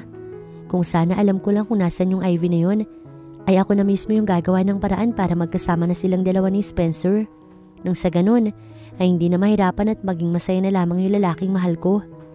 Spencer's point of view. Hindi ko alam kung bakit nitong mga nakaraang araw ay hindi ako masyadong kinikibo ni Graciela. Parati rin siyang nahuhulog sa malalim na pag-iisip na para bang ang bigat ng dinadala niya. Nag-aalala na tuloy ako para sa kanya at sa baby namin. Ilang beses ko na siyang tinatanong, ngunit wala naman siyang nagiging sagot sa akin at okay lang naman daw siya. Hanggang sa nakatanggap ako ng tawag galing sa taong hindi ko inaasahang tatawag sa akin. Kaagad na gumuho ang mundo ko nang marinig ang boses ng babaeng matagal kong pinangungulilaan, si Ivy. Sinabi nitong magkita raw kami sa lugar kung saan kami palaging pumupunta noon. Hindi nga ba noong nakaraang ilang araw lamang ay pinagdarasal ko na makita na si Ivy? Bakit ngayon ay parang hindi naman ako ganun kasaya? Lumabas ako ng opisina upang sa huling pagkakataon ay kausapin si Ivy at sabihin dito na wala na nga kaming pag-asa pa, na ikakasal at magkakaanak na ako. Siguro ay kailangan talaga lang namin ni Ivy ng closure, lalo pat hindi ko naman alam kung talaga bang naghiwalay na kami. Ilang minuto rin bago ko narating ang isang mamahaling restaurant na sinabi sa akin ni Ivy. Isang matinding kaba ang bumundol sa aking dibdib. Sigurado naman akong hindi ako nagagalak, ngunit naroon pa rin ang kaba sa maaaring mangyari. Nadatnan ko nga si Ivy sa paborito naming space sa restaurant na iyon. Walang pinagbago sa itsura na to. Maganda pa rin ito sa kabila ng simpleng pananamit. Bagay na mas lalo ko nagustuhan noon. Kaagad itong tumayo at saka binigyan ako ng isang nakakabiglang halik sa labi. Kaagad naman ako nagpalinga-linga At baka may kakilala ko ron at dumating pa kay Graciela ang bagay na ito. Naupo na ako sa harap ni Ivy, ngunit hindi man lang ito nagabalang magsimula sa kung ano man ang gusto nitong pag-usapan namin. Bagkus ay nakangiti lamang ito sa gawi ko. Kumusta ka na? Ako na lamang ang bumasag sa katahimikan at baka mas lalo pa kaming magtagal. I'm fine. Pasensya ka na kung ngayon lang tayo nagkita. Ilang linggo na rin ako nakauwi rito sa Pilipinas. Pero gusto kong isurprise ka kaya hindi ako nagpakita agad sa'yo. Mamaya na lang tayo mag-order ha. May hinihintay pa kasi ako. Aniya sa akin, nakinatahimik ko naman. Sino naman kaya ang hinihintay na to? Bahagya akong humilig sa upuan at wala naman akong mahagilap na sasabihin. Hanggang sa dumako ang tingin ko sa babaeng bigla na lamang naupo sa tabi ko. Si Graciela. Bumilog ang mga mata ko. Paano? Ito ba ang hinihintay ni Ivy? Paano sila nagkakilala? Ngiting-ngiti si Graciela at hindi man lang nagabalang lingunin siya. Anong nangyayari? Your soon-to-be wife told me everything, Spencer. She's so kind para sabihin sa akin na ako na lang daw ang pakasalan mo. Nung unay natuwa ko. Isa rin pala sa rason kung bakit hindi ako nagpakita sa'yo kagad ay dahil sa balitang ikakasal ka na. But Graciela told me na hindi niyo naman daw mahal ang isa't isa. Na ako pa rin daw ang mahal mo sa kabila ng mahabang panahong iniwan kita. That's why nandito siya ngayon para pag-ayusin tayong dalawa. No, wala tayong dapat ayusin, Ivy. Huli na ang lahat. Ikakasal na kami at magkakaanak na kami ni Graciela. Lahat ng bagay natututunan, Ivy. Alam kong darating ang araw na... Hindi ko na natapos ang sasabihin nang magsalita si Graciela. Hindi na darating ang araw na yun, Spencer. Kaya mo lang naman ako pakakasalan dahil sa magiging anak natin. Pero hindi ko kayang isipin na nagsasama tayo sa isang bubong at magkakaroon ng anak ngunit walang pagmamahal na namamagitan sa atin. Kung ang bata lang ang dahilan kaya hindi mo ko kayang iwan, masakit man pero handa ko siyang ibigay sa'yo. Alang-alang sa nararamdaman mo, alang-alang sa kalagayahan mo. Nangako sa akin si Ivy na ituturing niyang parang tunay na anak ang magiging anak natin. Siya ang kikilalaning ina ng bata at hindi ako. Alam kong kabaliwan to pero ginagawa ko lang to para sa'yo, Spencer. Bakit? Bakit mo gagawin para sa akin, Graciela?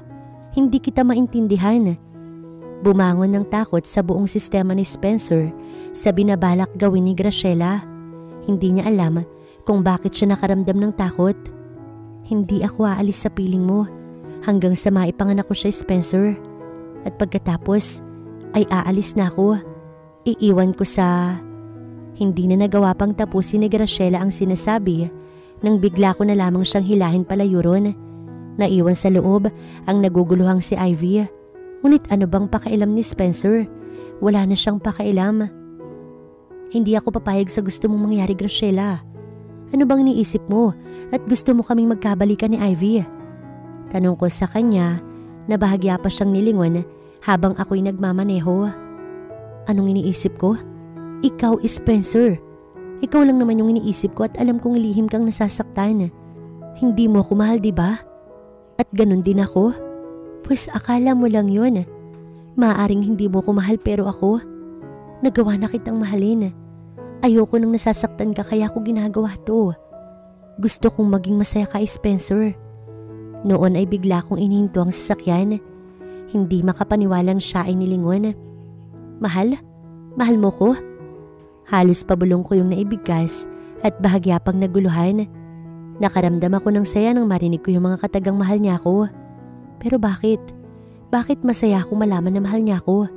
At ano ang rason kung bakit natakot ako sa sinabi niyang ibibigay niya sa akin at kay Ivy yung magiging anak namin? Bakit? Hindi kaya mahal ko na rin siya? Oo, hindi pa tanong. Yun nga siguro. Dahil ng gabing umiyak ako sa library, ay nagising na lamang akong kinabukasan nun na masaya akong kasama siya. Nagising na lang ako na ang tingin sa kanya ay sobrang ganda. Palagi ko siyang hinahanap-hanap at palagi kong gustong makita ang mga ngiti niya. Mahal ko na nga si Graciela. Lumipas sa mga araw hanggang sa tuluyang naganap ang kasal namin ni Graciela. Walang kahit na sinong tumutol. Nag-uumapaw ang kaligayahan ko ng mga oras na yon at iyon din ang araw na sinabi ko sa kanyang mahal ko nga siya. Yun ang araw na umamin ako sa kanya na hindi ko lamang siya pakakasalan para sa anak namin, kundi dahil sa mahal ko na nga rin siya. Hindi man tuluyang nagkaayos ang relasyon ni Graciela sa kanyang ina at kapatid, ay nagawa pa rin niyang padala ng tulong ang kanyang ate Grace nung araw na malaglag ang batang dinadala na to. Alam kong darating ang araw na magkakaayos din si Graciela at ang pamilya niya. Nang sa ganun, ay makita ko na siyang lubos ang kaligayahan. Wala na akong mahihiling pa. Binago ni Graciela ang aking buhay. Binigyan niya ako ng isang napakagandang regalo nang dahil lamang sa pananamantala niya sa akin.